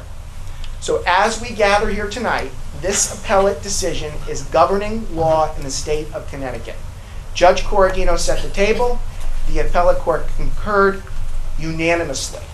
I state this because the only regulations that this Commission can render a decision on a subdivision regulation are the subdivision regulations. And nobody has articulated for me how this application violates those regulations. With respect to the arguments that were previously made about the fact that the applicant put the water main on Kings Highway and came back and modified the plans. That's absolutely correct. The applicant did do that. And any applicant who appears before your board lawfully has the right to modify a previous approval. And I would suggest that the issue of when the water line was installed to Lot 3 and where it came from is within the province of the RWA. It is not within the jurisdiction of this Commission. It simply is not. That's Judge Corradino saying that. That's the Connecticut Appellate Court saying that. So now we have to build this administrative record, and I have to cite these cases for this reason. If the Commission decides to deny the application, we're going to take an appeal. We're going to go to the New Haven Superior Court, and I can guarantee you the first thing the judge is going to say is, why are you here again? We've adjudicated these issues before with respect to water supply. And I also want to bring up one final case that I will enter for the record. It's TLC Development versus Town of Branford, Federal District Court case. I think this is my Exhibit B. Correct. Okay, thanks.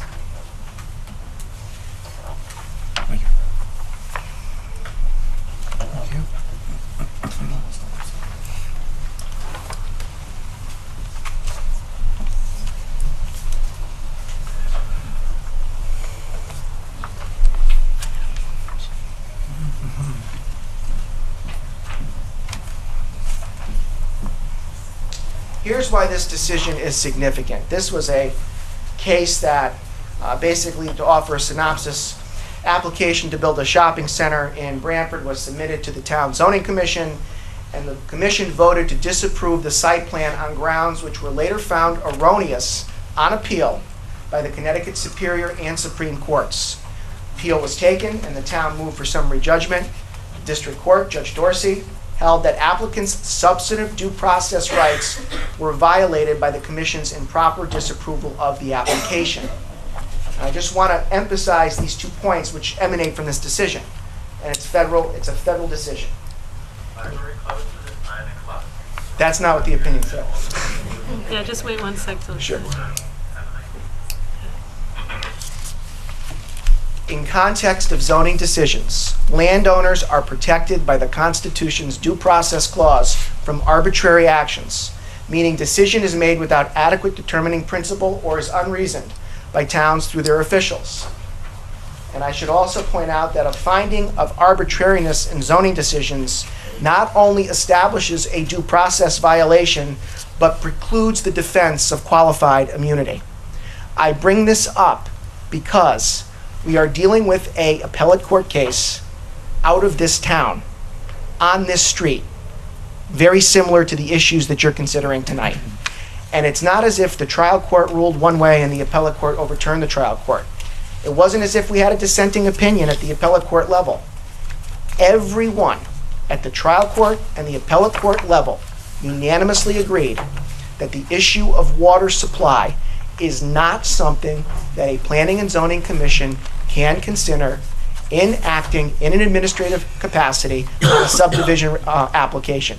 In point of fact, I would submit to you that this is very different than the case in Kings Highway 2009 case for this reason. That involved 16 acres of land. It involved a 9-lot subdivision. Here, we are talking about a 3-lot subdivision. And we are talking about a modification that simply moves the lot line to facilitate an application that is consistent with your subdivision regulations, does not violate zoning, and I should also point out that Criscolo Engineering designed the modification. If the modification did not comport to your regulations, they wouldn't have stamped and sealed it. So I agree.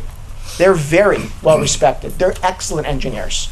And if they modified a plan, they modified it knowing it had to comport with your regulations, had to comport with subdivision regs, and I'm very confident that in so doing, that this application comports with your regulations.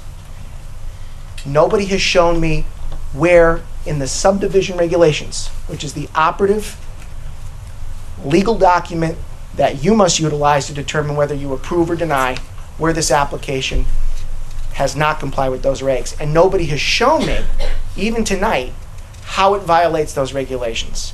This modification is consistent with your regulations. It is consistent with trial court precedent.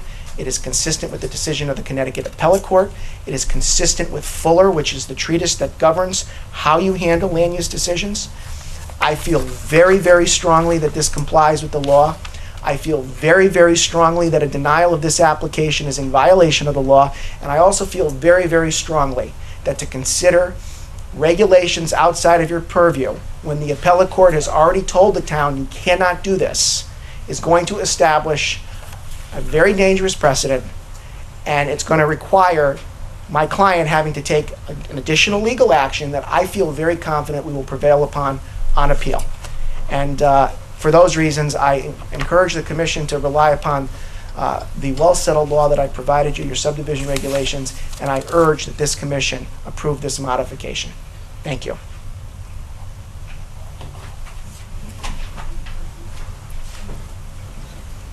Well, we could go around and around. I mean, I obviously am well aware of the content of the trial court and appellate court decisions in the Kings Highway Associates matters. You heard him admit this isn't, in fact, a re-subdivision application, because what they're doing is they're changing a lot line and they're trying to get rid of an obligation that they committed to in 2014 after they installed it. And those are the facts, and I think the facts are different. And in the Kings Highway case, factually, I mean, he says it was a 9-lot subdivision.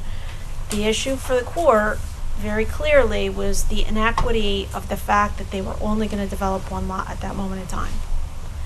And there's other language in Judge Cordino's decision that he doesn't cite that reflects what I think is a misunderstanding of what the actual practice is, the fundamentals, okay? So what is being advocated here is that there be no map of record, essentially, on your subdivision plan, that your subdivision plan, somebody could come in, okay, and the Regional Water Authority could dictate an extension, and then you never have anything of record that actually shows an extension on it. I mean, the industry standard, if you, and we could bring in all kinds of stuff here, okay, because there's all kinds of information in the age of the internet about everything, right, including zoning regulations and the different requirements of different towns. And at the end of the day, many of you have been sitting on this commission for a long time, and you're aware of the fact that, I mean, the industry standard is to extend the main across the subdivision tract. I mean, that's it. I mean, you've got a town engineer who's been working for decades in this area. He could chime in on that if he desires, but I disagree that based upon the facts as presented that you are required to approve this. I don't think it's, and also, I mean, he brought up, it isn't a re-subdivision. It doesn't meet the definition of re-subdivision. That's all I have. Does anyone on the commission have a question? Well, just, Mr. Herbst, just help me out here, because I get it, and 2 things. One, you know, realistically, our counsel who's representing us doesn't agree with your position. So that puts us in a position that I don't think there's too much we can do than agree with her, even if you may be right, and she'll be defending it at the court, and I get that. But one of the things you said is that we can't require an extension of the water main, but the applicant can agree to an extension of the water main, correct? An applicant can make a representation of how they're going to install a water main Right extension. on the site plan, right? They can do that, and they also have the right to change that. Well, They also have the right to come before a board, any board, and seek modification. And I guess no question. Before they change it or after they change it? I think before, because I don't think this board has jurisdiction. Okay. That is my very, very strong position based upon what I articulated before. So in this instance, their site plan did have the water main extension, correct? On the original 2014 plan, yes, it did. Okay. And they didn't build it in accordance with that before coming to see us, is that right? That is correct, but that is not, you know, I have to tell you, it's, with all due respect to my colleague, I have not heard tonight once from council, from the commission, from staff, how this modification does not comport with your subdivision regulations. I mean, everybody wants to focus on water supply, I get it. And what I cited, I didn't make up. Judge Cordino said that. I know it. Judge Cordino said that, the appellate court affirmed that. And look, if this was such an issue with water supply, the RWA would not have given my client a permit. They would not have permitted him. There has to be trust in the governmental entities that are empowered by statute or ordinance to make these decisions. I would agree with you in part that if this was an issue, you've got to trust the people who have been charged in making the decisions to make them. The RWA didn't have a problem with this. Right, except that there was a change in the site plan. I would have liked to see them come to us before they changed it. I understand what you're saying, Commissioner. I cannot emphasize. That's vital to us as a planning and zoning. You understand that? I right? understand that, but, you know, I'm not your counsel. You've got very able counsel next to me. Right. And if I were advising you, I would tell you that the subdivision regulations are the only regulations which control whether you approve or you deny. This application. Any application. Any application. I mean, what I find, I'll be very honest with you, what I find alarming is we are going down this road again when a trial court and an appellate court told all of you, you can't do this. That's what they said. They told you, you can't do this. And you understand this probably better than most, I mean, as a lawyer. I mean, when you have a trial court decision and an appellate court decision that tells you you don't have jurisdiction over water supply and you cannot condition a subdivision approval on that basis, you've got two decisions. And now let's say this application is denied and we're going to go back to court. How do you think the trial court is going to react to the fact that there is well-established precedent that we're ignoring? We're absolutely ignoring the law of the state of Connecticut. I can't justify that. And you know what? I told my client, if I have to take an appeal, I'm going to take it all day long. I'd like to avoid him the cost and the expense. I will also tell you, based upon that Branford case, which talks about arbitrariness and precedent and what a commission can and cannot look at in assessing an application. I have to tell you something. I'll be very honest with you. Not only will he prevail on appeal, I think that the town's going to be on the hook for his legal fees. And that's not good. That's why we asked for town to give us an opinion. Can I ask a question, Tim? Sure. Has your client got from the Regional Water Authority a letter deferring the installation of the extension?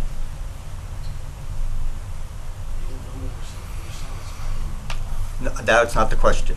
The question was, have your client got a letter from the Regional Water Authority deferring the installation of the extension? The only letter that we have obtained The one that you is the one submitted. that's in the record. Okay, that is not a letter deferring installation.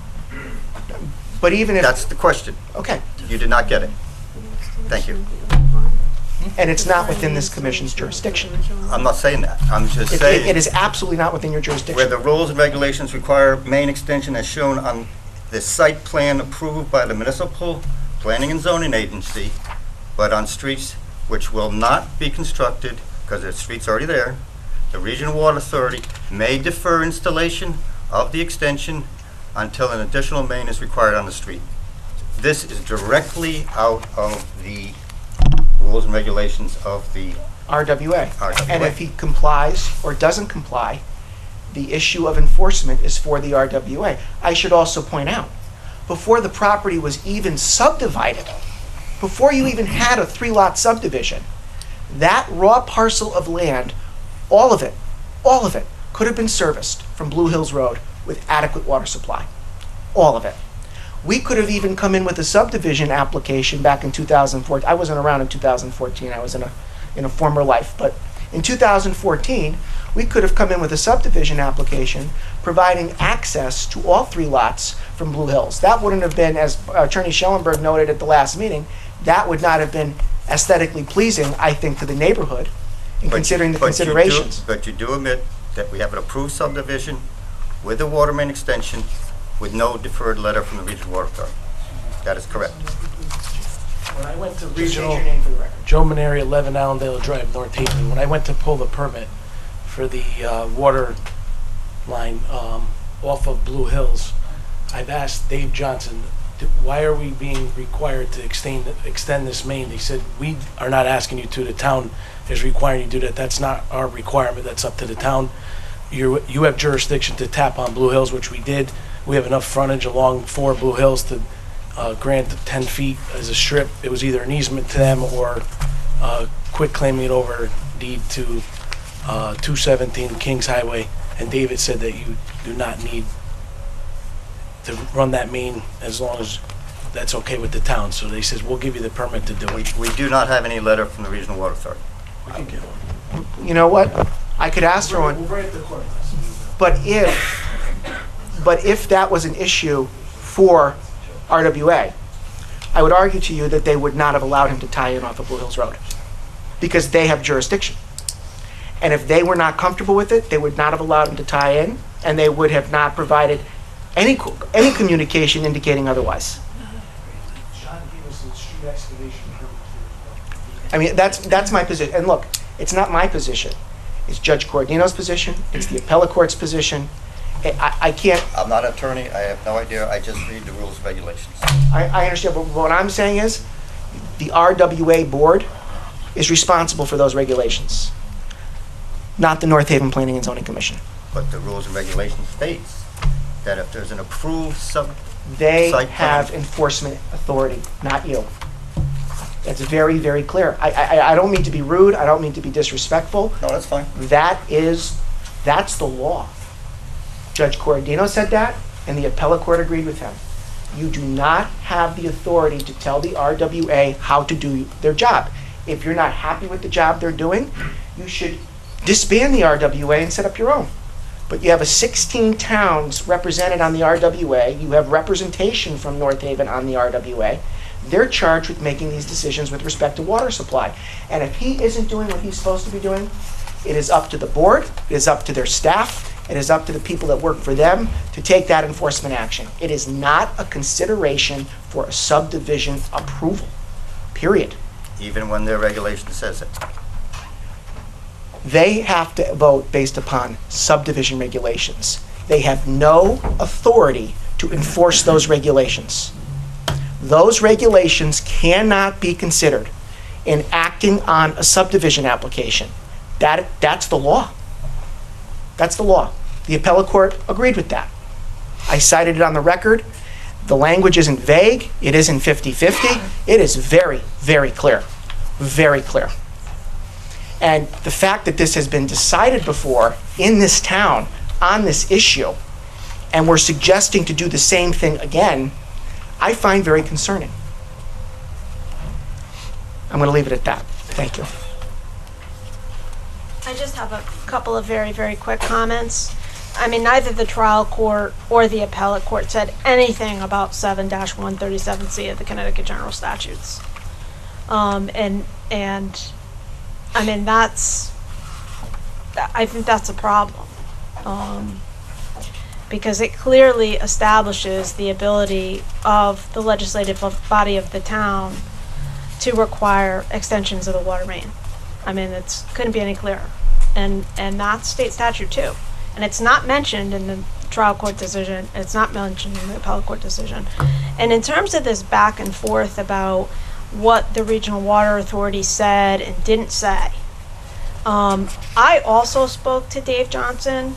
I spoke to him after I had a meeting with Attorney Herbst and Joe Maneri and Mr. Fredrickson and Mr. Bodwell. This was in follow-up to your May meeting where you asked us to consider, staff to consider with input from myself, taking a bond on the extension so that obviously, you know, the Wolves could close on the property. And I specifically asked on your behalf for them to go to the Regional Water Authority and ask the Regional Water Authority for a letter confirming that the Regional Water Authority was not requiring the extension of the main. I very specifically asked that. And neither Mr. Maneri nor Mr. Herbst could get up and tell you otherwise. And I asked Mr. Johnson whether or not that request was ever made. And I'm only bringing this up because this has clearly become such an issue tonight. And he said that he was never requested to provide such a letter the last time that I spoke to him. So I don't, you know, I think the record needs to be clear about that issue. Thank you. Excuse me, sir. I'm sorry. One more comment I'd like to add. 7137C deals with the right of municipalities to embark upon a capital project and levy an assessment. That's what the statute talks about. So the legislative body would have to determine whether they wanted to embark upon a capital project to install water lines and then levy assessments on those that are benefiting from the capital upgrade. I want to be very clear on that point. Here's one more point that is very significant to note on the record.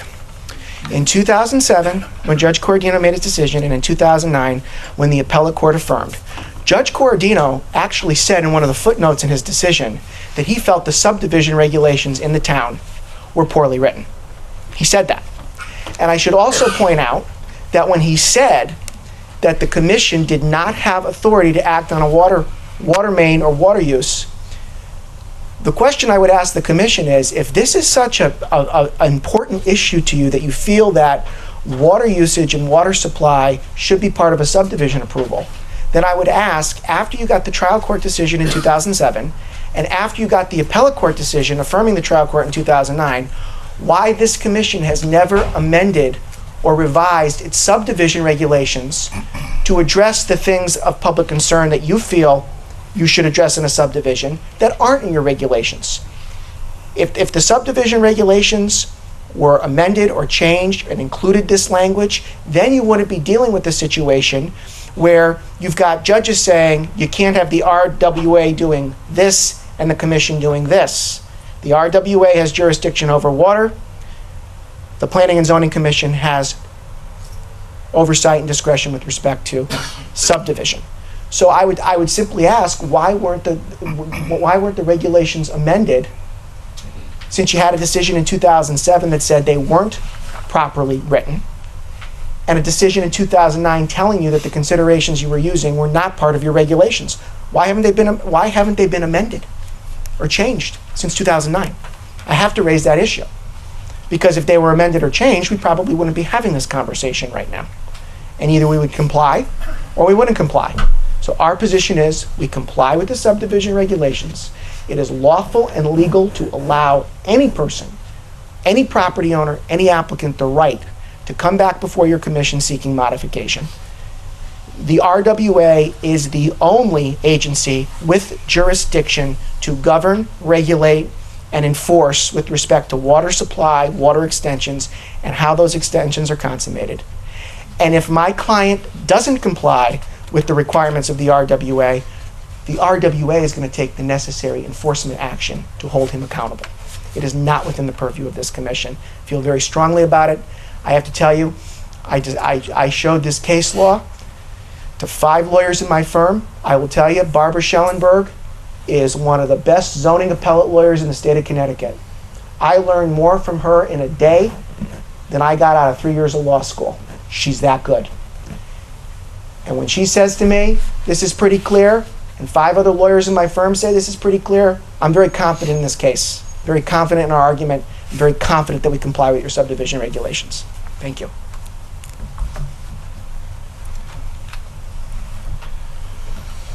Are we obligated to close this tonight, or? You're not. I don't know what more you'd like to hear. I'm not sure. It was only held open to get the legal opinion. General public? If you wanted to, you could close it, and you could deliberate next month, if that was your liking, to your liking. If you are inclined to close it, you do need to ask for comments from the public. What's the consensus of the committee? Is there I would any close it. reason- I don't care, even if you want to think about it and read all this stuff until next month to make a decision. I think I can't imagine we need any more. Not the public. The public's here. They should certainly We were speak. given a lot of info. But at the end of that, I would close it whether we decide on it tonight or not. That would be my preference. Well, as a bare minimum, I'd like to open it to the public to make sure we cross all our Ts. Is there anyone in the audience who would like to speak in favor of this application? You know, I will.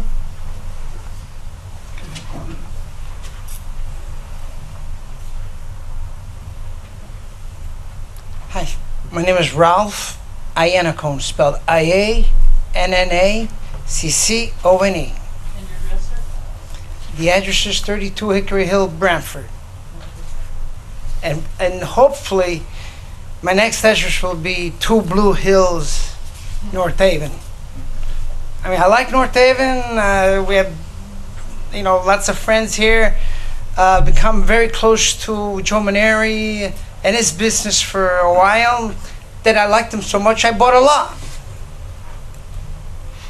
I'm fortunate that my water spigot is on the side of Blue Hills, and the other house doesn't have it. But I feel to speak about this, that it's entirely unfair for the water company to delegate and tell what they got to charge, what they got to pay, what they got to do. I think that's sort of a distorted racketeering move, and that the commission supports that the water company could do that. I don't see it. They want $92,000 to do a job that only costs $30,000. You guys agree with that? That is not right. Okay, I think that Mr. Maneri showed that the house has really good water, clean water, efficient water, enough water, ample water. What is wrong with that? He's a businessman trying to stay in business. I think you guys should take all the mumbo jumbo out and approve that thing tonight. There's nothing wrong with that. I'm going to be right there. And I really want to feel welcome to come here and to know that we have nice people that understand what hard-working business people need to do and when to do it. Thank you. Thank you. Is there anyone else who would like to speak in favor of this application? Anyone who would like to speak in opposition to this application?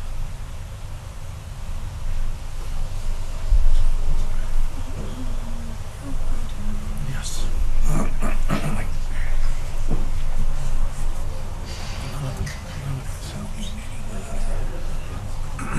Yeah. Mary White, Summer Lane. So what I wanted to say to the commission is, I think you have to be very careful in this situation, which I know you will be, but my concern is about setting a precedent. So from my understanding, from listening, is that there was an approval on the record which included this water main extension, okay? And from what I understand is the developer, the applicant, doesn't want to do it. So what I think is they need to, we're supposed to, whenever you want to do something in this town, you just can't either opt not to do it, change your mind, or whatever. You have to go before the governing body before that happens. So I would definitely caution the commission to make sure that everybody has to follow the rules. You just can't say, well, I don't like the approval now. I liked it then when I got it, but now I don't like it.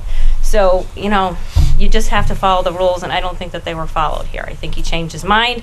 He got, the number, and he didn't like it, so he doesn't want to do it. So I just say to be careful about setting a dangerous precedent, because you could have other developers who are like, oh, well, they ruled in that, so we're going to change our minds, and we're not going to, tell the commission about it. We're just going to make these changes. That's just not how it works. Thank you. Is there anyone else who would like to speak in opposition? Anyone who has any questions or comments? Does the applicant have any final closing remarks, or? Thank you. Okay. Commission have any more questions? Nope. Okay. Hearing none, this hearing is closed. Okay. Moving on. Anybody want to take a break, or you want to keep going? Let's keep going. All right, let's keep going. Let's keep going. I like it. Thank you. Next item is number 4, item P1829S. Like it noted that we're going to simultaneously hear items number 8, which is P18-26, as well as item 9, P18-26A. Rich, would you read item 4 into the record? So B 18-29S, special permit application of 12% LLC applicant for 50 Second Point Road Associates LLC, owner relative to 341 State Street, map 35, lot 25. Plan entitled 12% Brewery Company, 341 State Street, North Haven, Connecticut, prepared by Godfrey Hoffman Associates LLC, dated 7/2/2018, scale 1 inch for 50 feet, IL 30 zoning district. Is the applicant here? Good evening. My name is Marcus Puddock. I'm from Godfrey Hoffman Associates, 26 Broadway. Puddock, P-U-T-T-O-C-K. Yep. So I'm here representing the applicant who would like to modify the use of this existing warehouse building. The commission may remember or recall that we were before you in January of 2017 with a subdivision of this parcel, which included the two buildings in front of it that front on State Street. And then again before you for a revitalization plan in which we addressed some of the drainage issues that were on this parcel and rehabbing the pavement, adding parking, whatnot. So since that time, the owner of the parcel has found a tenant that would like to move in and put in here a brewing company. And so for that, we needed to modify the use. And there's also a liquor citing permit that you have to approve, which requires this public hearing. So for this application, the only changes that we are proposing to the previously approved site plan for the warehouse rehabilitation is the addition of some of the required parking to satisfy this use, which will have the beer brewing facility as well as a tasting room. Now, in going through your regulations, we came up with a parking criteria of what is required by your regulations. So in a manufacturing, because this would technically qualify as a manufacturing use, your regulations require one parking space for every 500 square feet of floor area, which puts the parking number very, very high. I think it was 160 or something like that, which is far, far more parking than this use will require. This is not a labor-intensive manufacturing process. It's a bunch of big tanks and a few employees. The applicant feels strongly he would probably never have more than 25 employees working in this facility, and so we've provided the parking at that level of 25 spaces for those 25 employees. And we feel confident that we either have enough designated parking or we have enough pavement area where we could designate more parking. We would ask the commission to review our numbers, our calculation on parking. We have provided here 109 spaces for a facility with 25 employees and a 2,000 square foot tasting room for, so the tasting room would not have any food involved with it. It's just drinking. So it's not all bad. Oh, that was honest. There's no other way of putting that. I'm sorry. So the modifications to the site plan are an addition of 2 outside silos for storage of grain and a couple of islands at the end of parking rows, parking stripes that we would be adding. Those are the primary modifications to the site plan as it exists today. And I would offer that if you have any questions, we'd be happy to answer them. only question I really have, Jonathan, is I realize that their parking does not meet the letter of the reg because it's a hybrid type thing. Right. Given their logic and their argument, is it one that you feel comfortable with or not? I've never been to a tasting room. Therein lies the question, actually, for me too. And I think they clearly, well, what do you think? Well, I'm sorry. You have, for that area, you have 100 spaces when you take out the employees, so Right. I can't picture, maybe a Saturday night, if you have the 100 plus the employees, most of the employees aren't going to be there on a Saturday night, so you're still going to have, I would be comfortable with what you Do have. you guys know if it's, and that's my only reservation about this whole thing. I think it's great. I don't have any problem with the location.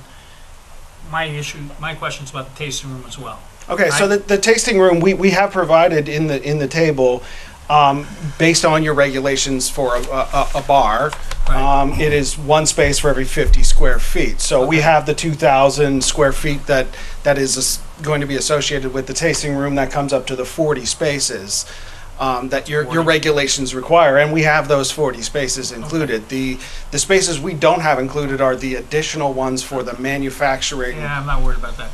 But I'm not, for one. I don't know about anybody else. But what is the capacity of this tasting room? You know, like with a bar, there's usually a capacity sign. What would the capacity in this be? Do you have any idea? Because I'm assuming, tell me. I would think it'd be less, the 1 in 50 would, I would. I mean, how are you going to set it up? Are there going to be tables? Are there going to be chairs? How's it going to be set up? Yeah, I mean. He's got to come up. Say your name correct. My name's Alex Blank, B-L-A-N-K. I'm one of the owners of 12%. And this facility, I mean, the purpose of this facility, it's a 46,000 square foot space. Right. We're dedicating 2,000 square feet to a tasting room because the purpose is first and foremost to manufacture beer. We manufacture beer for national distribution. Second is to warehouse that beer. Do you do it now, or is this? We're currently brewers in the state. We currently and other states. We brew at Two Roads, if you've heard of that place. We're so we're registered brewers. We brew in Massachusetts. We brew in South Carolina. We're trying to do this to control quality, bring some of our brewing under our own. But so the primary purpose of this 46,000 square foot space is to make beer and distribute it nationally. And then the second priority is to warehouse beer that we produce here and at Two Roads. I mean, that's likely what's going to happen. And the third, and it's a distant third, is a 2,000 square foot tasting room, which what's happening today in a lot of breweries is takeout. People stop by the breweries for takeout of growlers, if you know what that is, glass jugs of beer and stuff. So we're really not putting a lot of emphasis. We have the space to make this a 4,000. We don't want to do that. We don't want a food program, not because we want people drinking and just getting drunk, but because it's takeout. I think the space realistically is I think we're probably talking about 40 to 60 people. We're going to have tables, but it's in the preliminary layout I've seen, it's the bar and the restrooms take up a surprisingly large portion of the space. But you understand what there's several breweries in the area, very successful. Yeah, sure. Very large crowd, but they're very big bars. This is not, I guess, 2,000 square feet is not big, but I just don't know how many people that really means. And one of the things we want to make sure is if it gets bigger, if you come back and tell us it's getting bigger, because that's, for me, the only concern. Is like, I think you have plenty of spaces if everything you're saying is right. Right. But if your tasting room becomes very successful, and I didn't know that it was a national brewery and you're really about brewing beer, right. I just worry that there's enough there, because I see there's a lot of spaces. When I went there, directly across from the front of this building, there's a tape that shows that the pavement is all beat up and cracked and not to be driven on. Like, not right in front of your building. You know how there's a building directly across from your building? Yeah. Oh, this way. Yeah, that way. Okay. In that part, it's their parking lot, I presume, but it's all going to be the chewed up. bus. That's part of the Transit Authority's land. That's going to be completely redeveloped and likely cut off from. So the transit authority's taking that, there's a building in front and a There are- building there are behind, two right? buildings There's in two front, buildings, yes. so they're taking that whole thing? Yes, they- Because that parking they lot's own beat that. up, but it's Yes. not your land, I That's get it. not. But if we're, I mean, and this isn't, are you going to stripe the area where you're proposing parking? Because right Yes, now, it is up against the building, but not in the middle, right? The area is striped now that we have parking. So we have 109 spaces, of which I think 30 some are not striped now, but they are pavement currently. We also have a lot of pavement area that we could stripe if in the future they needed more parking. We had to come back and say, look at, we need more parking. We could stripe more areas and add those islands in that are required by zoning. Right. To That's do really, that. I don't mean to interrupt, but that's really the issue. If Marcus, if you can sweep your hand across the northern and eastern portion of the site, Right. that's a portion that won't be striped, but that is paved and will be paved. So when you talk about parking, that's a parking area that just won't have stripes, okay? So they The could area put- where it's showing stripes right now, or are you saying that striped. that is striped This or is, will be? this is or will be striped. This is not striped now and will be. Okay. But it's showing that The it heavy is. lines No, are the heavy line's proposed. proposed. The light lines are existing. No, I get it, but, okay, the proposed, so you are putting those in, or you're not putting those in? These ones in the back we are Yeah, adding. okay. Yes, those 'Cause are they weren't. proposed That's to what I be was added- talking about. To be added, yes. But it could be expanded to almost double what the striped spaces that are shown. Are you taking this whole building? They are not taking we're the, taking 46,000 of the 60. Because there's something in the back of it, right? It's empty. The landlord has asked us to take. I'm sorry. TV, we need you. Yeah. When you say there's something in back, we're taking this right here. We're not Yeah. taking about 15,000 square feet right here. Or what I would have thought, okay. And that's empty. The landlord has asked to take it. We just don't feel we need more than 46,000, so. Okay. I don't have any So, so if I could, Stony Creek Brewery. So they have the bar and they have tables and like you said, the restrooms take up space. Yeah. You're not gonna have any, obviously, outside space. We're not. So that cuts down on a lot of people. I We're think- sorry we don't have a river coming through. We would be focusing more on the retail. Yeah. But Stony Creek, I think, is 30,000 square feet. Shoot. And I think they have 10,000 or more dedicated to retail. We're Okay. putting 2,000. All right, yeah, no, it So it just gives puts you a it in scope. perspective, You know, right, okay. if you've ever been to Thimble Island Brewery, their tasting room is tiny. That's about the size of what we're doing. Go Okay. So you guys can go. Field trip for Field Lane, trip. so- Let's go. We'll be there when you open this one. Yeah. We'll check the And budget. we'll have far more parking spots than they do. I mean, Yeah, probably okay. three times or something. Thank you. Because 100, we're obviously, but if people were to come here at night, right? But Stony Creek was what I was talking about, because there are times you can go there, there aren't, as Right, big as it there's- is, as much parking as there is Sure. not enough. Sure. But even if, it's not gonna bother anybody there anyway. I'm good. So the presumption would be, if you wanted to expand the tap room, you would have to return to the commission in order to do that. Any other questions from the commission at this time? Rich? Okay. Okay, then this is a public hearing, so at this time, if there's any members of the public, anyone who would like to speak in favor of this application? Anyone who wants to speak in favor? Guys, it's beer. Anyone who would like to speak in opposition to this application? Anyone with any questions? Okay, hearing none, we'll close this application. Okay. And let's do the last public hearing, which is item 618 Well, you dash... got- Oh, I'm sorry, Number I five. jumped ahead. Item 5, item P 1831. Would you read that in, please? Sure. P18-31, subdivision applicant of Phil, I'm gonna kill your last name. Bruds.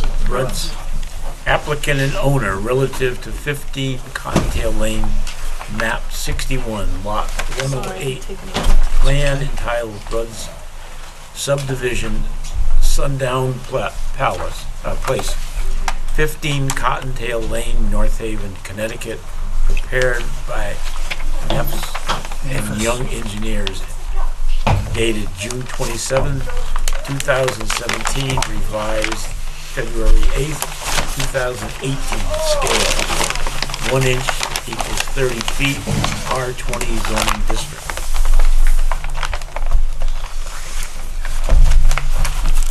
Before you get started, just for your benefit and for the rest of the commission, in speaking to the chairman, what our thoughts were on this application, while we don't have any specific objections to it, as you saw from Jonathan's notes, there was a larger than usual list of suggested engineering requirements. And while we normally will hear an application and vote for it and sometimes say, leave it up to staff to sort out a few miscellaneous, it seemed like the list was longer than we were perhaps going to be comfortable doing. So I'm wondering if, in the interest of time and for the benefit of the applicant, if they just want to have an extra month to incorporate all of these suggested changes from engineering and then come back and make the presentation at that time. Or if the commission wants to hear it now, and if the applicant wants to present now, they're here, so they can. So does the commission have any inclination on that, or? Well, you mean, along those lines, I think we're gonna wanna see a plan with all those things. Well, that was our thought, and if they're gonna have to go back and change everything, I think it would be more efficient for them to make one presentation after all those changes have been made. And if I could at the same time, and maybe this would have been part of the presentation, I saw in the fire chief, it talks about a fire hydrant. Is this the right one? Yes, fire The fire hydrant. hydrant having to be installed. Is that in the plans anywhere at this point, or is it just the fire chief's comment? I don't believe it's shown on the plan yet, but it did not seem to be a difficult, they're Okay. bringing water in. It's city water, No, so it shouldn't no be a problem. problem. Whatever, That's not you a just problem. know that if the fire chief says to do it, we're gonna say to do it. I mean, does anyone have any other specific questions about the application? No, I think that's a good idea to have him come back if he agrees. Okay. Is that okay with you, or? If that's what the commission... Well, it would save you time tonight and save us and the audience time, and then if you incorporate all those suggested changes or negotiate them with the town engineer, then when you come back, you can just do it once. I don't think there's going to be any objections to the plan once you've got all these Ts crossed and Is dotted, so. I think that's a fair statement. Yeah, it'd be hard for us to make a decision without all those. Sure, not a problem. Okay, so you want to extend till next month? We were going to ask for that anyway. Come That's back fine. with revised plans? That's fine. Great, okay. David Napus, 1355 Middletown Avenue, Northford, Connecticut. I'm sorry, it was, how do you spell your last name first of all? N-A-F-I-S. Okay, and the address again? It's 1355 Middletown Avenue. Okay, thank you very much. I'm sorry, I just want to clarify a couple things. You've opened the public hearing? Yes. Okay. So just so we understand that, I think that's okay. They've got a minimum of 35 days. They could extend by up to 65 more. I don't think we'll have a problem with that. In terms of the public, it would be better to have the public comment probably on plans that reflect the changes. That's my assumption, Does that that if make anyone sense? is here with thoughts or comments on the plan, it would be more efficient and more, better use of your time to have a chance to review the revised plans and make any comments on the revised plans, because otherwise, comments you make now or questions you have now might get, and probably will get, corrected on the revised plans. And if anybody has any question about what those changes are, a copy of those would be available at the town engineering department. There was, I think, 16 changes that were suggested. So, and you got a copy of that, right? Yes. Okay. So I apologize to anyone. I received an email somewhere around 4 o'clock this afternoon as to whether this was on. It is on, but as many things evolve, I think it's to the benefit of the applicant, the commission, and the public to allow them to make these changes, which have been recommended by various professionals. Okay, so We apologize for not. to reinforce, if you're here for this, please come back next month. We'll welcome your comments, pro or con, at that time on the revised plan. Okay, thank you.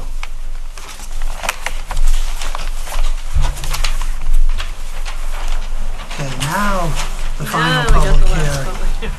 which is item 6, P 1832. Please read that in. Sure. P 18-32, excavation permit applicant of Jeff Jolly, applicant and owner relative to 70 Blue Hills Road, map 93, lot 33. Wow. Plan entitled Dam Repair, 70 Blue Hills Road.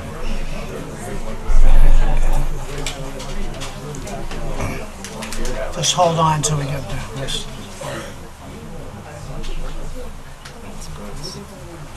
I didn't realize that's why all those people were here. Yeah. Plan entitled Dam Repair, 70 Blue Hills Road, M093/LO33, North Haven, Connecticut, prepared by Neff and Young Engineering, dated July 25th, 2018, scale 1 inch for 10 feet, R40 zoning district. Excuse me not to interject, but wouldn't it be accurate to say that the title has been changed from dam repair to excavation permit? No, it says excavation permit. Oh, it kind of all goes hand in hand. So. Okay. Go ahead. Okay. Yes, my name is David Nafis. I am a licensed professional engineer and land surveyor with Nafis and Young Engineers, 1355 Middletown Avenue, Northford, Connecticut. I'm here with Mr. Jolly, who is the property owner. During that storm we had several months ago with the microburst and everything, Mr. Jolly had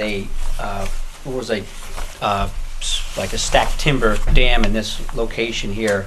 This is an existing pond. During that, with all the rain and heavy rains, the dam washed away and eroded out the channel.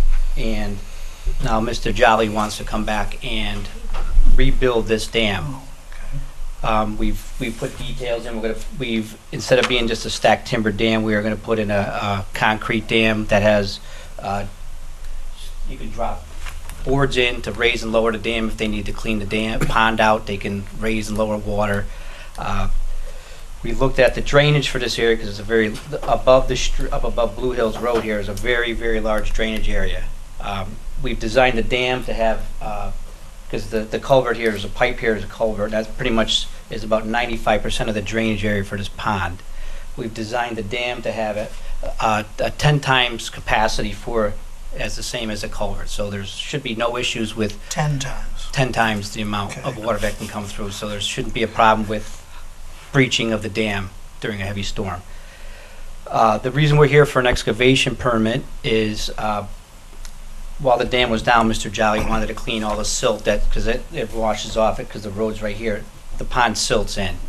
So he contacted David Lord, the soil scientist, and what he had recommended was to dig this lower section of the pond out deeper to act kind of as a forebay to catch the silt and to dig out and to lower the pond as the deeper pond, he said, would be a much better, have much better functionality as a wetland in a pond than the shallow pond that was doing was getting growth in it because it was very shallow. So it was just kind of, there was no wildlife or anything that could live in it because it was just choking itself off. So what he's basically here for, he's looking to take out about 220 cubic yards of material out of this pond. That's why he's here for an excavation permit. This is his driveway, so that's gonna be the access to get in and get out. So he should be in and out very quickly, so he doesn't have to go very far to get in and get out to clean his pond out. And he's gonna reconstruct the dam, and basically that's it. So you're asking permission to do both the excavation and construct the dam? I think No, he doesn't need permission to construct the Doesn't need dam. permission? the Okay. dam was there and it was destroyed during that Okay. storm. And you have previous permission from inland wetland to do all of this? Yes. Okay. Anything else at this time? No. Okay. Any questions from the commission? No, and the wetlands approved, okay. Okay. I mean, having sat on inland wetlands, I would normally expect to see more construction sequencing, but I've been informed by land use administrator that they're getting that information from you guys and they're happy with the manner in which you're doing it. So from a planning and zoning standpoint, I don't have any Yeah, questions. and David Lord is overseeing the whole. If David's taking care of it, He's handling all the. he's taking care of it. Yeah, he's gonna probably be out there watching everything that goes on, and everything is being done to the pond is based on his recommendations. Okay. No, I guess there are no further questions. Thank you. Well- Oh, yep, sorry. Okay. All right. For this application, is there anyone in the audience who would like to speak in favor of this application? Is there anyone who would like to speak in opposition to this application? Anyone have any questions or comments? Okay, hearing none, this application's closed. Thank you. Okay. Do you guys want to keep going? Well, you only have one site plan to change of use, right? That's Yeah, all. I say we keep I would going. just do the two of them and then take a break before All right. deliberations. So the site plan would be item 10? P 1833. Rich, would you read that in, please? You don't actually. I don't read. you don't Oh, read sorry. site plans. Okay. Boy, but, come on, let's get to the Sorry. program. I don't do that. I don't do this all the Only time. Vern gets that No, I right. don't pay attention. I let Vern just got a slap. This in his is sleeve. item number 10. Those are Okay. huge shoes to fill. American Eagle Financial Credit. Is there somebody here for the applicant? Yes, there is. Thank you.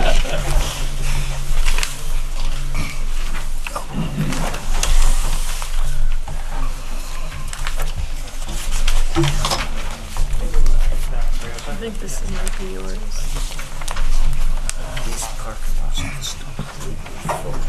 You ready? Yes. Great.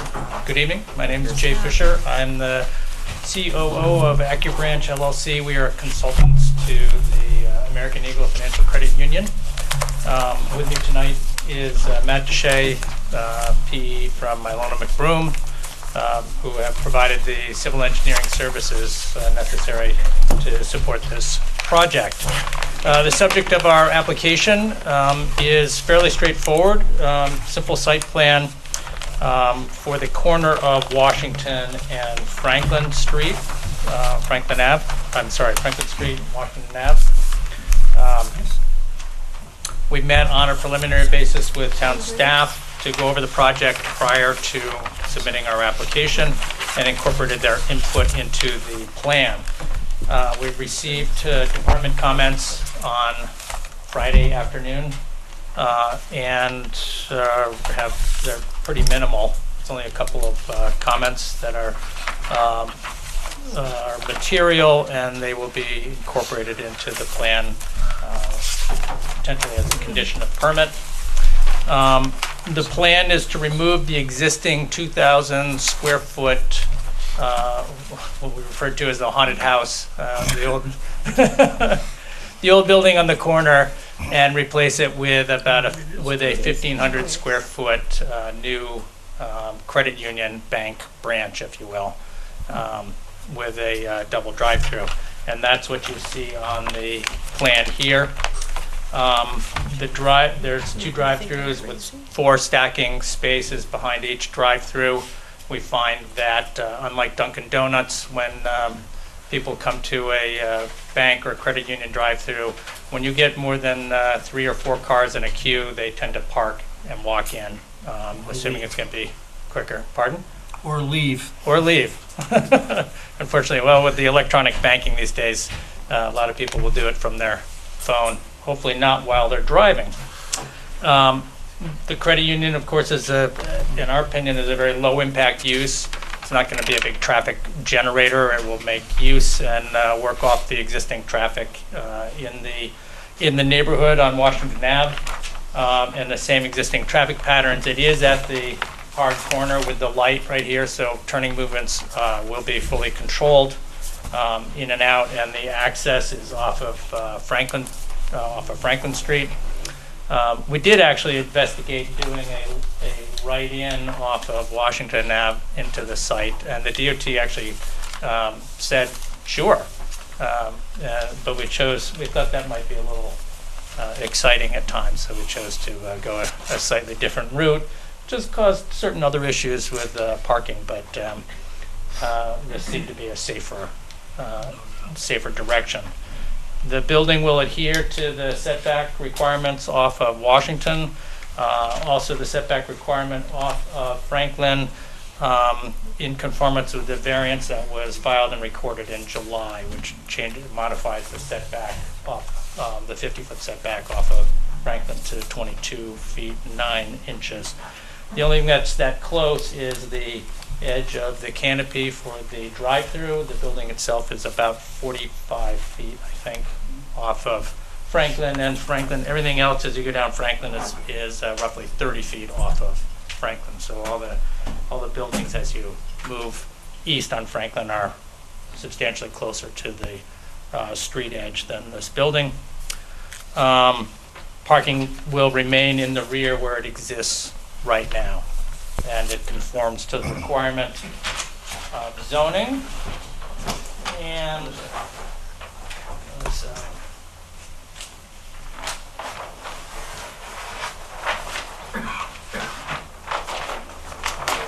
have submitted architectural concept plans, renderings for what will replace that structure. I think you have some small ones here. We've got We them as have them. part of You've got our them already? application. Great. Did you call the other one the haunted house? Is that what you called it? Yeah, I think that came from one of the members of the Okay. credit union. So they came down to look at it. So this is the idea of what will be in place of it. This is the drive-through area on this side over here, and the Washington Ave side is here. So the exterior will be a hardy plank and an interesting wood type material, which I always butcher the name, Kashiha. I'm sorry, Nikisha, whatever it is. It's on the plans. And architectural shingles on the roof. Some nice colors and high maintenance, so it will maintain its looks over time. I will then turn over the details of the application, engineering details, to Matt.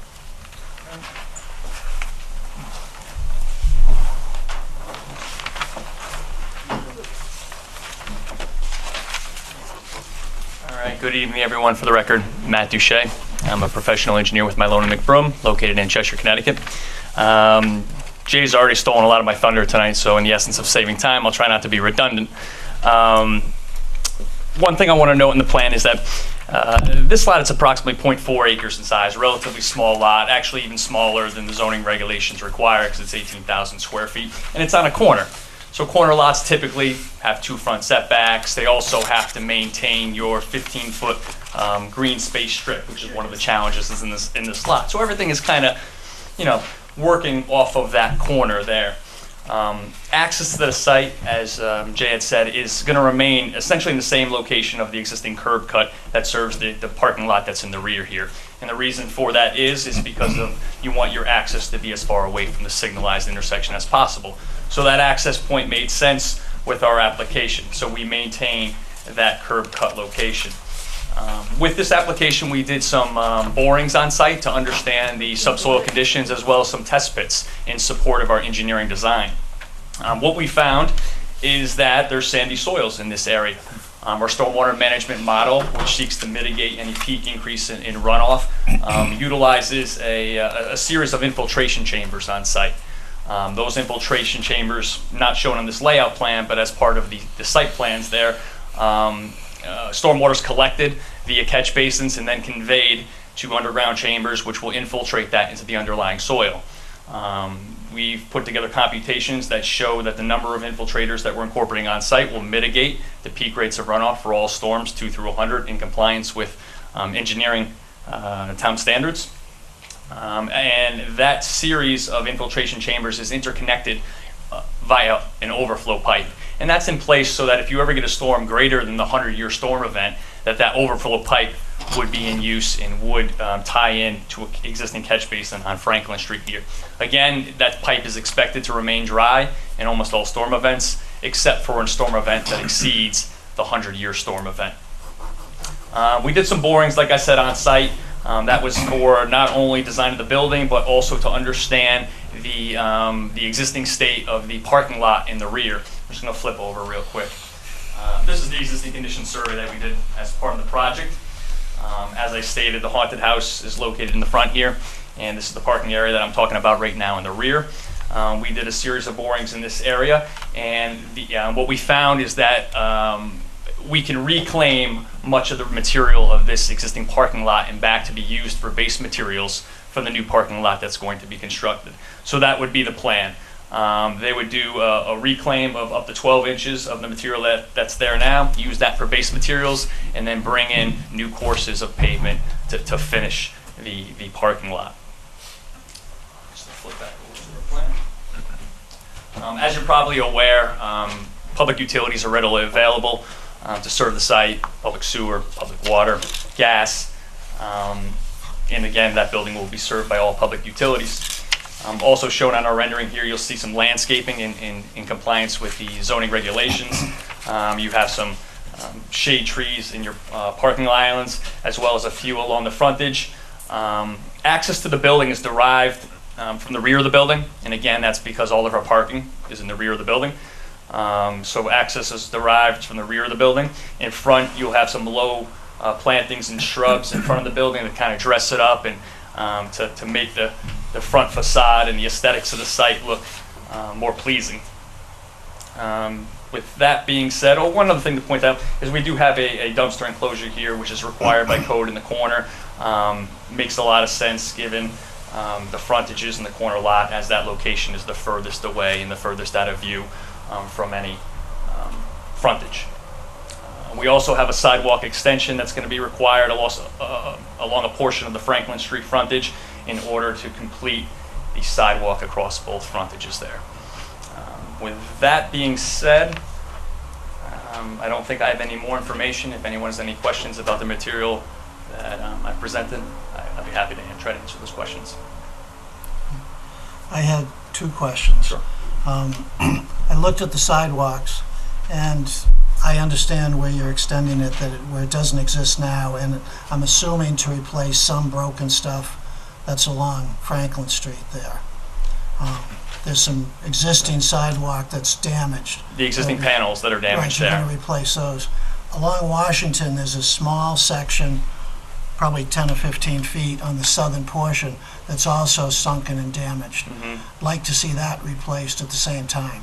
The rest of the sidewalk's in pretty good shape. Sure, sure. The sidewalk along this frontage, I understand. The sidewalk along the frontage here will work with the DOT to get their approval, because we will have to go to the DOT for a permit. That's not you, Jonathan?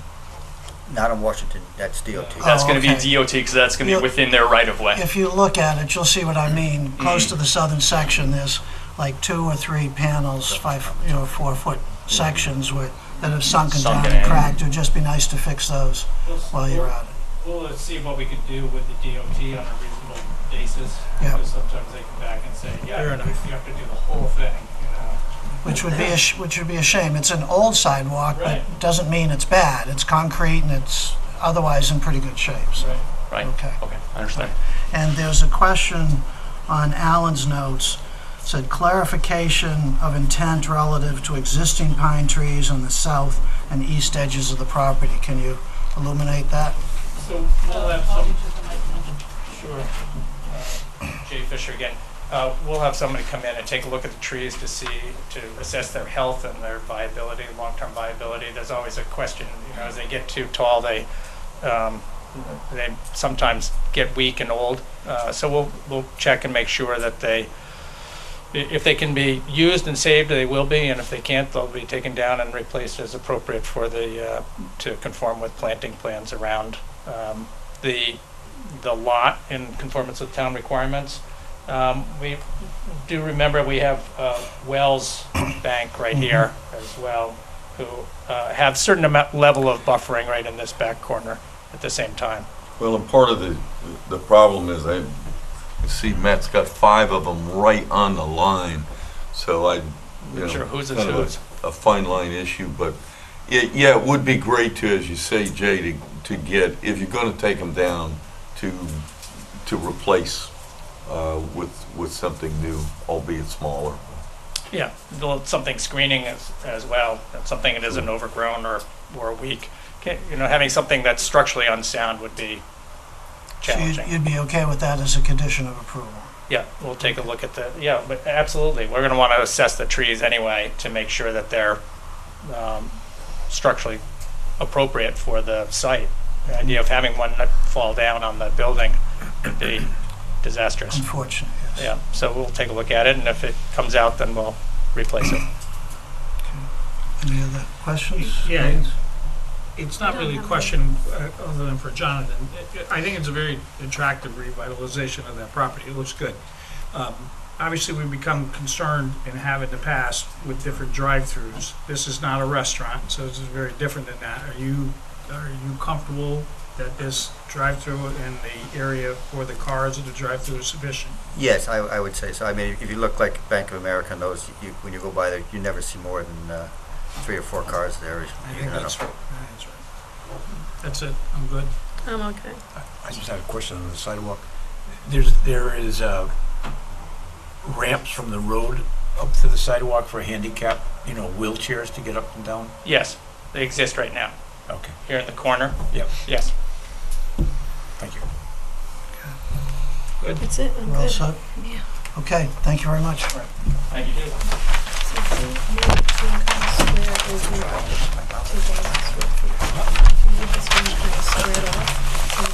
Okay, so you guys want to do the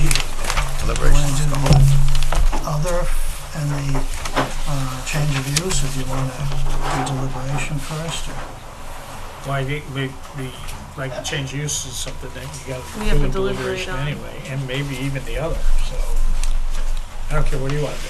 Just let's get it done. Go home. Get it on and then We're gonna take a break Get at it some done in point. Let's, 5 yeah, minutes. let's blow through this, and then Yeah. we'll take a break before Yes, deliberation. please. Maybe hear from everyone who needs to speak and then deliberate. Right, that's what I would, Historically.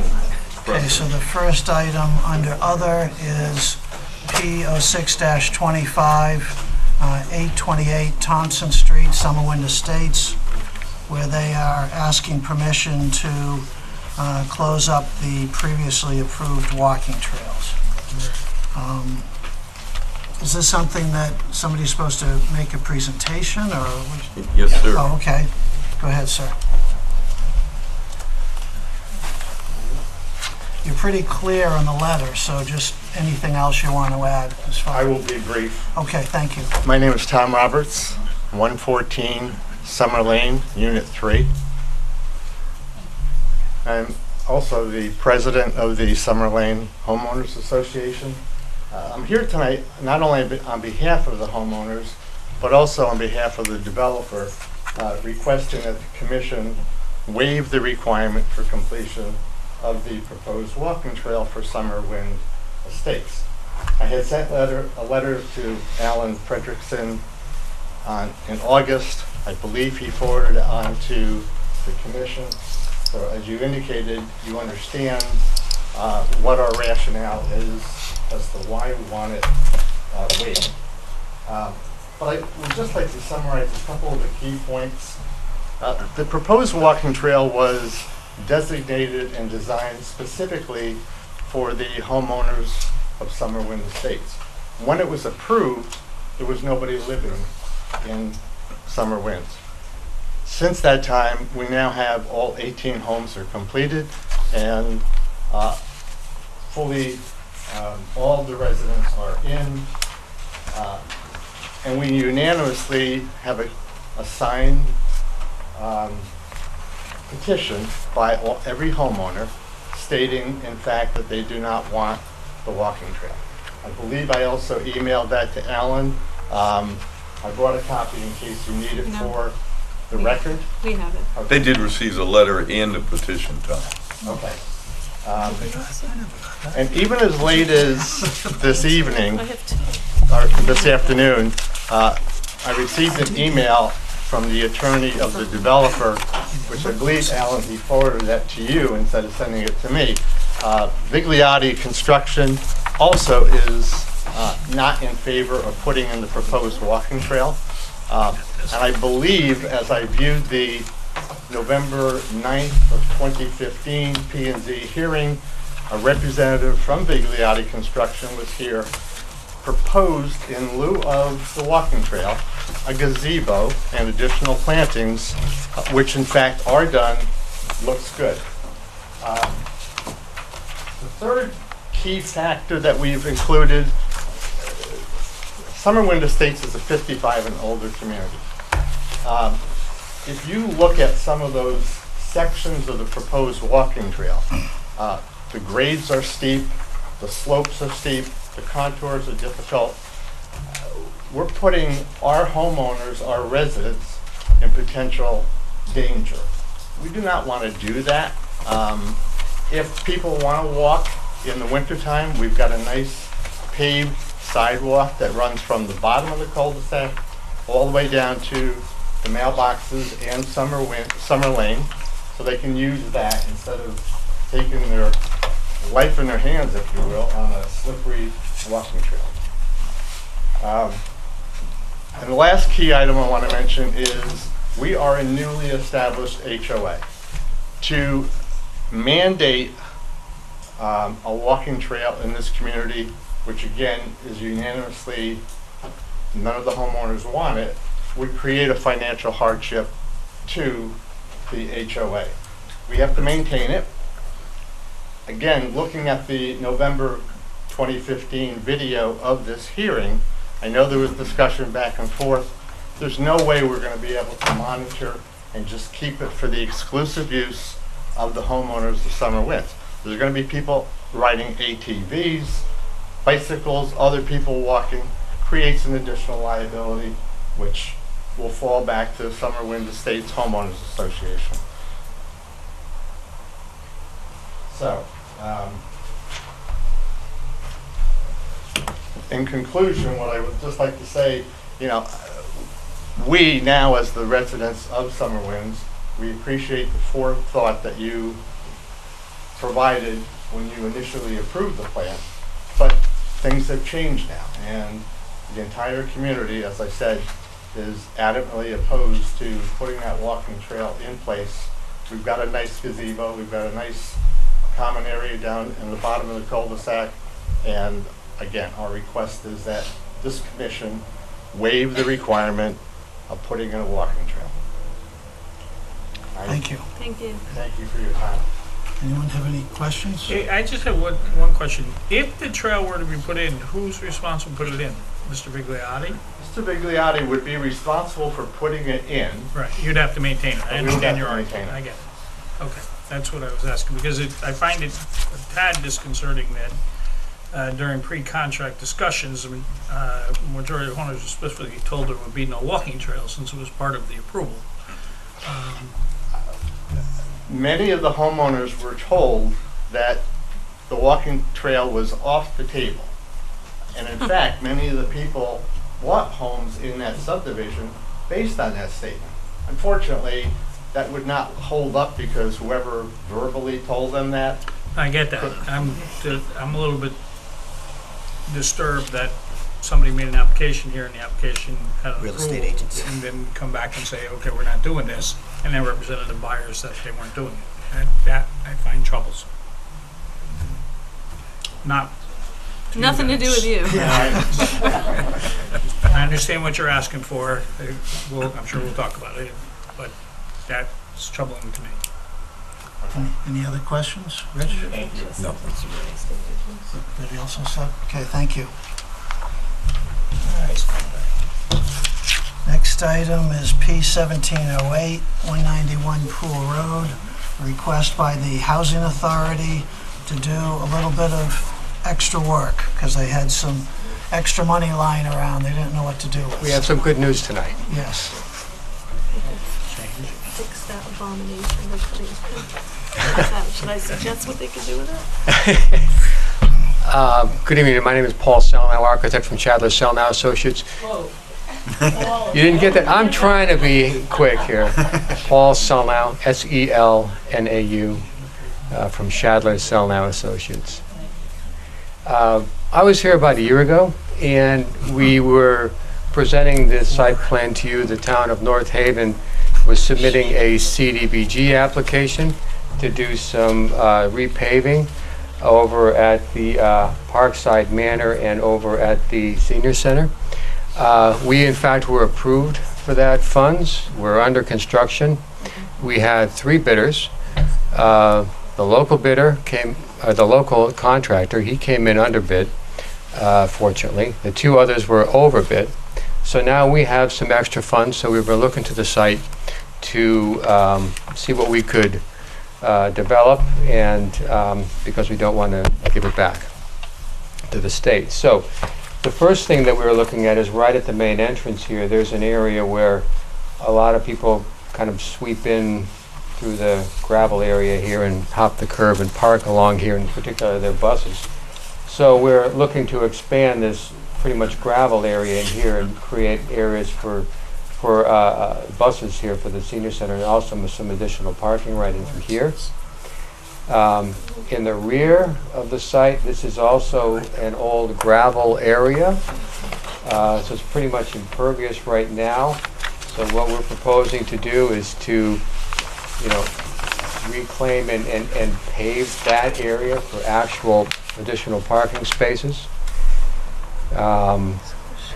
There's an area in front of this building right into here, Building B, that has an existing concrete patio area that's in a state of disrepair. So we're looking to For the fair. we're looking to remove and replace that. Out back in here in the Senior Center is a very strange elevated paved area with a bit of a lip on it. It's an existing paved area, but no one can park on it, so we're looking to reclaim that area and actually provide some additional parking in there. We have a little walkway here that's currently wasn't going to be replaced. We want to do that. And the other thing that we're looking to do is to replace the sidewalk and curb directly across in front of the Senior Center. So again, we have some extra money that has got to be used specifically for site work. Yep. So we're here to present these additional changes, and because we're making a change to the previously approved site plan. Jonathan, did you have any comments, pros or cons, on anything that they're proposing? No, let's get the money and use it. Okay. Any questions? I'm with the get the money, use it. There we go. Questions. Good. Thank you very much. All right, thank you.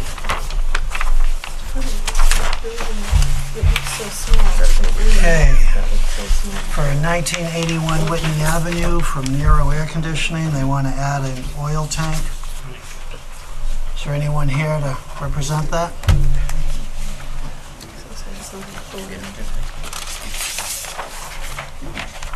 Mike Nero with Nero Air Conditioning and Heating from NERO. And we're at 334 State Street, North Haven. So our client has to remove an underground oil tank, which was already done, repair the asphalt in that location, and then put in an above ground oil tank. This oil tank is falling too close to the property line according to the zoning in that area. So we're here today with the plans to see if we can get that passed along. We put a brief description on what we're going to do after we remove the underground oil tank. The above ground will go on a slab. We're going to put a vinyl fence around it, and it's just the back portion of the property that the oil tank is too close to. Yeah. Jonathan, the only question I had for you is, it looks like, I don't have any problem with what they're doing, but it looks like for anyone driving around this back corner, around the fence, it could be a pretty tight curve. It will be a tight curve. Would it be fair to ask the applicant to work with you on the placement of a couple of strategic bollards to protect that fence and the oil tank from anybody cutting that corner too tight? I guess the question I would have is, you know, you have a nice 90-degree fence going in. Do you have enough room to put like a 45 in that corner? Would the fence become too close to your tank? I guess that's the question. Yeah, so right now there's an underground intake air louver that I think it's on the plans already. Because of that louver, we can't move the tank any closer to the right if you're looking at the building. Right. So that tank's going to be very, very tight to that corner, the actual footprint of that tank. Right. So 45 would be pretty difficult. Now the tank, the above ground tanks I'm familiar with, they're concrete. Is this going to be a? This is a double wall. Concrete. It's steel concrete, steel. Is that why you can't move it back? So could you come show me, so you can't move it back, is that, I guess, I don't see the louver pulled out. You're showing it 5 feet from the building. Right. This is the louver right here. That is, okay. So we're actually, so the code reads two ways mechanically. It's 5 feet if you have a single wall. Sorry. That's all right, you just have a microphone there. So okay, sorry. Okay. So it's 5 feet if you have a single wall. But if you have a steel line double wall concrete reinforced tank, which is a fire guard tank, you can be half of that. So we're actually going to push this back to the 30 inches so that we can be flush with this.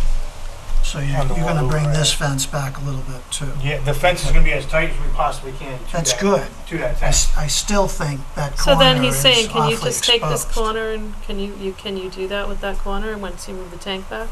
Yeah, that's what Jonathan was suggesting, leveling off that corner, just to give you a little bit Mike, better turning. Most of the traffic, seem to me, comes in that southerly exit or curb cut, if you will. Do they use that northerly curb cut? The delivery truck will back in right there, fill up the tank and leave. They don't really use it for their traffic as far as their service trucks or their facility managers. They're coming in from the south southern. Yeah. Yeah, their southern driveway. I don't know how a truck of any substance or size would get around that corner. It's not. Yeah. So that's fine if they don't go around the corner, but you'd hate to have them catch Their service trucks will be able to swing around that corner, but it's the delivery trucks that would have a rough time. I mean, if it's a vinyl fence, it won't Afterwards. take much to knock it down. A couple No. bollards would be fine. And the So- reason so originally it was going to be a chain link fence. Are you okay with throwing in a couple of bollards at the engineer's direction? Yeah. Okay, Then that's fine. that we answers can my do that. question. Thank you. Anybody else? Okay, thank you. Thank you. Change of use. 369 Washington Avenue. Anyone? Whoop, there we go. Hi, my name's Amanda Bakudis. I'm sorry, Amanda? Yep. Spell your last name? Bakutis. Okay, your address? 62 Pool Road, North Haven. I'm looking to open a dog grooming business on 369 Washington Avenue. Yeah, I've been grooming for 7 years now. I'm currently grooming at PetSmart. I'm looking to do my own thing. Kind of want to get out of the corporate company retail world. Just want to focus on grooming and do what I like. Okay. That's it. Any questions? No, I like the name, the Divine Canine. Thanks. It's pretty good. Rich? No, that's it. No, good. I'm good. Thank you very much. Thank you. Okay, with that, we'll take a 5-minute break, then we'll go into deliberation.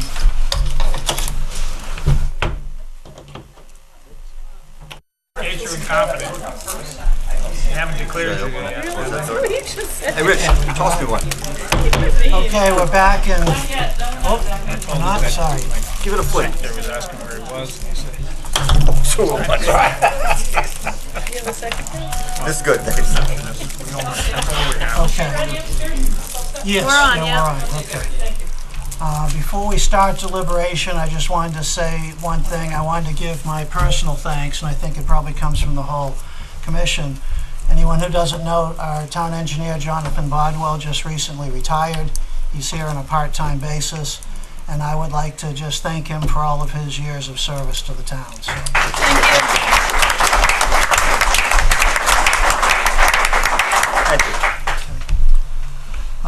Okay, we go into, do I have a motion to go into deliberation? Make the motion. Do I have a second? Okay, all in favor? Aye. Aye. yeah, me. Okay. All right, the first item is P1820S, which will go along with P1820. The applicant requested an extension for this. Do I have a motion to grant that extension? I make a motion to grant the extension. And a second? I'll second it. All in favor? Aye. Aye. Opposed? Okay, that will be extended until next month. Next item is item P28 Kings Highway, Blue Hills Road. That's all by itself, right? Correct. Okay. Because of the amount of new information, the hearing's closed, but because of the amount of new information that we received from the applicant's attorney, I would like to suggest to the commission that we extend this to give us time to read and absorb this information before we deliberate next month. Does that make sense to people? So you've closed the public hearing, so you've moved to continue the deliberations to 1 October. That's what I'd like to do. And I will make that motion. I agree. We got a lot of things thrown at us to consider before the next meeting, which is only 3 weeks from now. I will second that. Okay, thank you. All in favor? Aye. Opposed? Okay, that motion carries. That brings us to P1829S, 341 State Street, which will go along with, but do we have to vote them differently? All individually, don't we? Yeah, all individually, sure. Oh, okay. Yep. So the liquor permit first. Okay, so for P1829S, anyone want to discuss that or make a motion? I'll make a motion that we approve the special permit of 12%. It's great. North Haven's going to get its own brewery. Yeah. I'll make a motion that we approve it. I second that. Okay. I second that, yep. Any discussion? All in favor? Aye. Opposed? None? Motion carries. We'll just go right down and do the other ones, P1826. I'll make a motion we approve the site plan application. Yes, 1826. Any second? I'll second, okay, Ed seconded. I'm sorry, Ed second? Any discussion? All in favor? Aye. Opposed? Okay, that carries. And finally, P1826A, which is the CAM application. I'll make a motion we approve the CAM. I'll second that. Any discussion? Okay, all in favor? Aye. Opposed? None? That carries. Okay. 1831, like to get a motion to continue that until next month? It's Cottontail Lane. Yes. I'll make a motion we continue. Second? I'll second it. Okay, any discussion? All in favor? Aye. Opposed? Okay, that carries. 1832, which is 70 Blue Hills Road. That's the pond Guess we can just deliberate in that unless anybody wants to do anything else. Is there any, or let's say, can somebody want to make a motion? Yeah, I'll make a motion to approve. For discussion. Anyone want a second? I'll second it. Obviously, the motion is with all staff comments. Right. All Right. these motions. All comments. Is there any discussion? Anyone have any questions? Nope. No. Like I said, my only comment was as long as Inland Wetlands provides the construction sequencing plan that's acceptable, as long as the applicant provides a construction sequencing plan that's acceptable to Inland Wetland and town staff, I have no objections from a planning. So we'll amend my motion No, to include. you can say since they have. They Okay. did, Oh, and that's a okay. part of their application. Okay. So there's a motion, So, a second. the motion's on the table. Any further discussion? Nope. Okay, all in favor? Aye. Opposed? None? Okay, that motion carries. Item P 1833, 84 Washington Avenue. I'm sorry, if you could vote P 1820 separately. Oh, okay. Oh, yeah. Item P 1820, which is 404 Washington Ave. Can I have a motion to extend that until next month? I'll make a motion. And a second? I'll second it. Okay. Any discussion? All in favor? Aye. Opposed? None? Okay. So that brings us to P 1833, 84 Washington Avenue. Which is what again? I forget, I'm confused. That's The credit union? Oh, credit, yeah, okay. Okay, do I have a motion to approve that? I'll make a motion to approve it. I'll second it. Okay, is there any discussion? It's a nice addition. No, I mean, just the sidewalks that were mentioned, I appreciate that they will work with DOT. There were two things that we'll request, if I may so suggest. We want to request that the applicant work with DOT to examine and replace damaged sections of the existing sidewalk along Washington Avenue. That was already my comments. Right, okay, so it was in staff comments, thank you. And that they agree to have a arborist examine the health of the existing pine trees and either recommend leaving them or replacing them with a suitable replacement planting. Anything that would come down would just be replaced or substituted with another tree. Okay. Is that okay for? Yeah, we can amend my motion to approve with those comments. Okay. You guys all set? Okay. Yep. All right, any more discussion? All in favor? Aye. Opposed? None, that motion carries. Okay, under other, Summer Wind Estates. Guess I need a motion to approve their request. I'll make a motion to approve the request. And does anybody want to second that? I'll second it. Is there any discussion? Yeah. It's their neighborhood. You know, that's kind of as simple as that for me. I will again reiterate, I'm not happy that an applicant came in front of us, something got approved, and then it was represented when it was being sold that the application was not going to be followed. I think that at that point, when they were selling it, they should have come back to us and said, we don't want to do this, nobody who's buying it wants us to do this. To sell it to them and say it's not going to happen, and then they find out it's supposed to happen, is disconcerting. That being said, I don't have any problem with this association saying this is what we want in our association, we live here. I'm on board.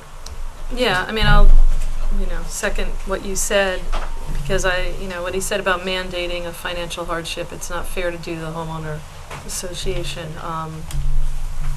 But we need to look at when developers come before us like this one and misrepresent. I also agree, but I suspect the developer in question will be back in front of us some Sometime. other time. And we have long memories. Personally, I was involved with this before all of you were, because I sat on the first inland wetland approval of the process. And I was also president of the North Haven Trail Association. So on a personal level, it pains me. However, sitting as acting chair of P&Z and hearing your unanimous request, I have no objection. Yeah, and thank you for all coming out too. It's good to see everybody Makes it here. matter. Yeah. And thank you for sitting quietly through all of the other business. So I made the motion and there's a second. Okay. There is a motion. Any more discussion? Rich? No, that's it. Okay. All in favor? Aye. Opposed? None? That motion carries. Thank you. Thank you so much. Okay. Thank you. All right, the next issue at 191 Pool Road. Do I have a motion to accept that request? I'll make a motion that they be allowed to amend the site plan to spend the money that they got. I'll second. Second. Any discussion? Hearing none, all in favor? Aye. Opposed? Motion carries. For 1981 Whitney Avenue, anyone want to make a motion with the request to add bollards at Jonathan's discretion? Sure, I'll make that motion. A second? I'll second it.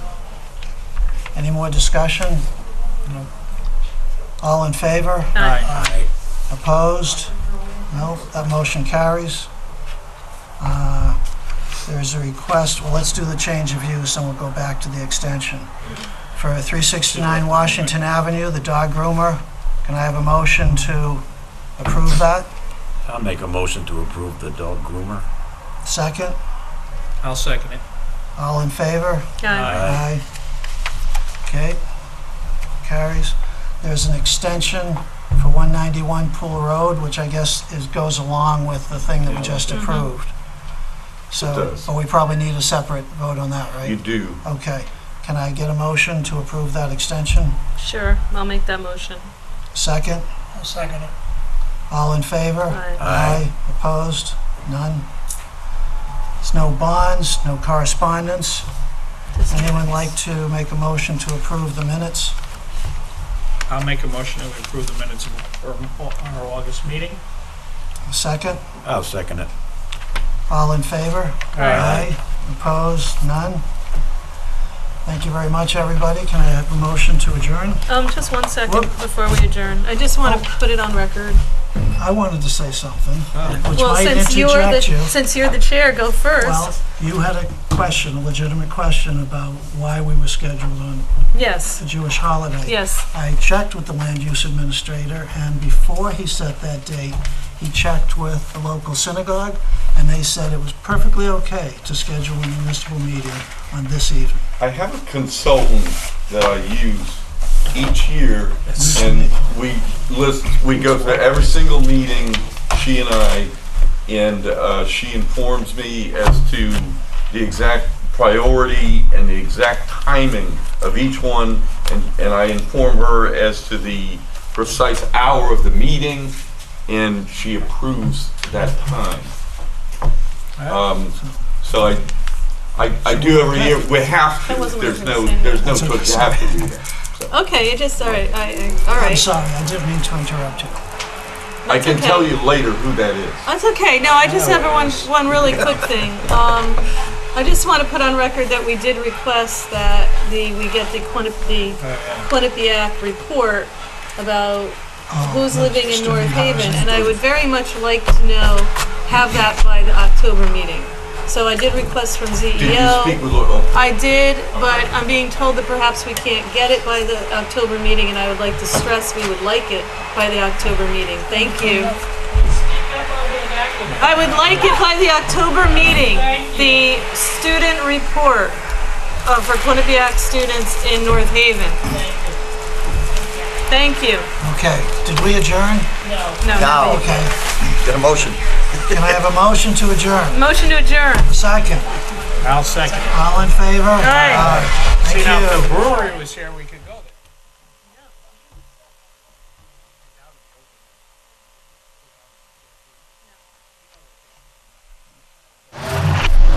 The preceding program is brought to you in part through a grant from the town of North Haven.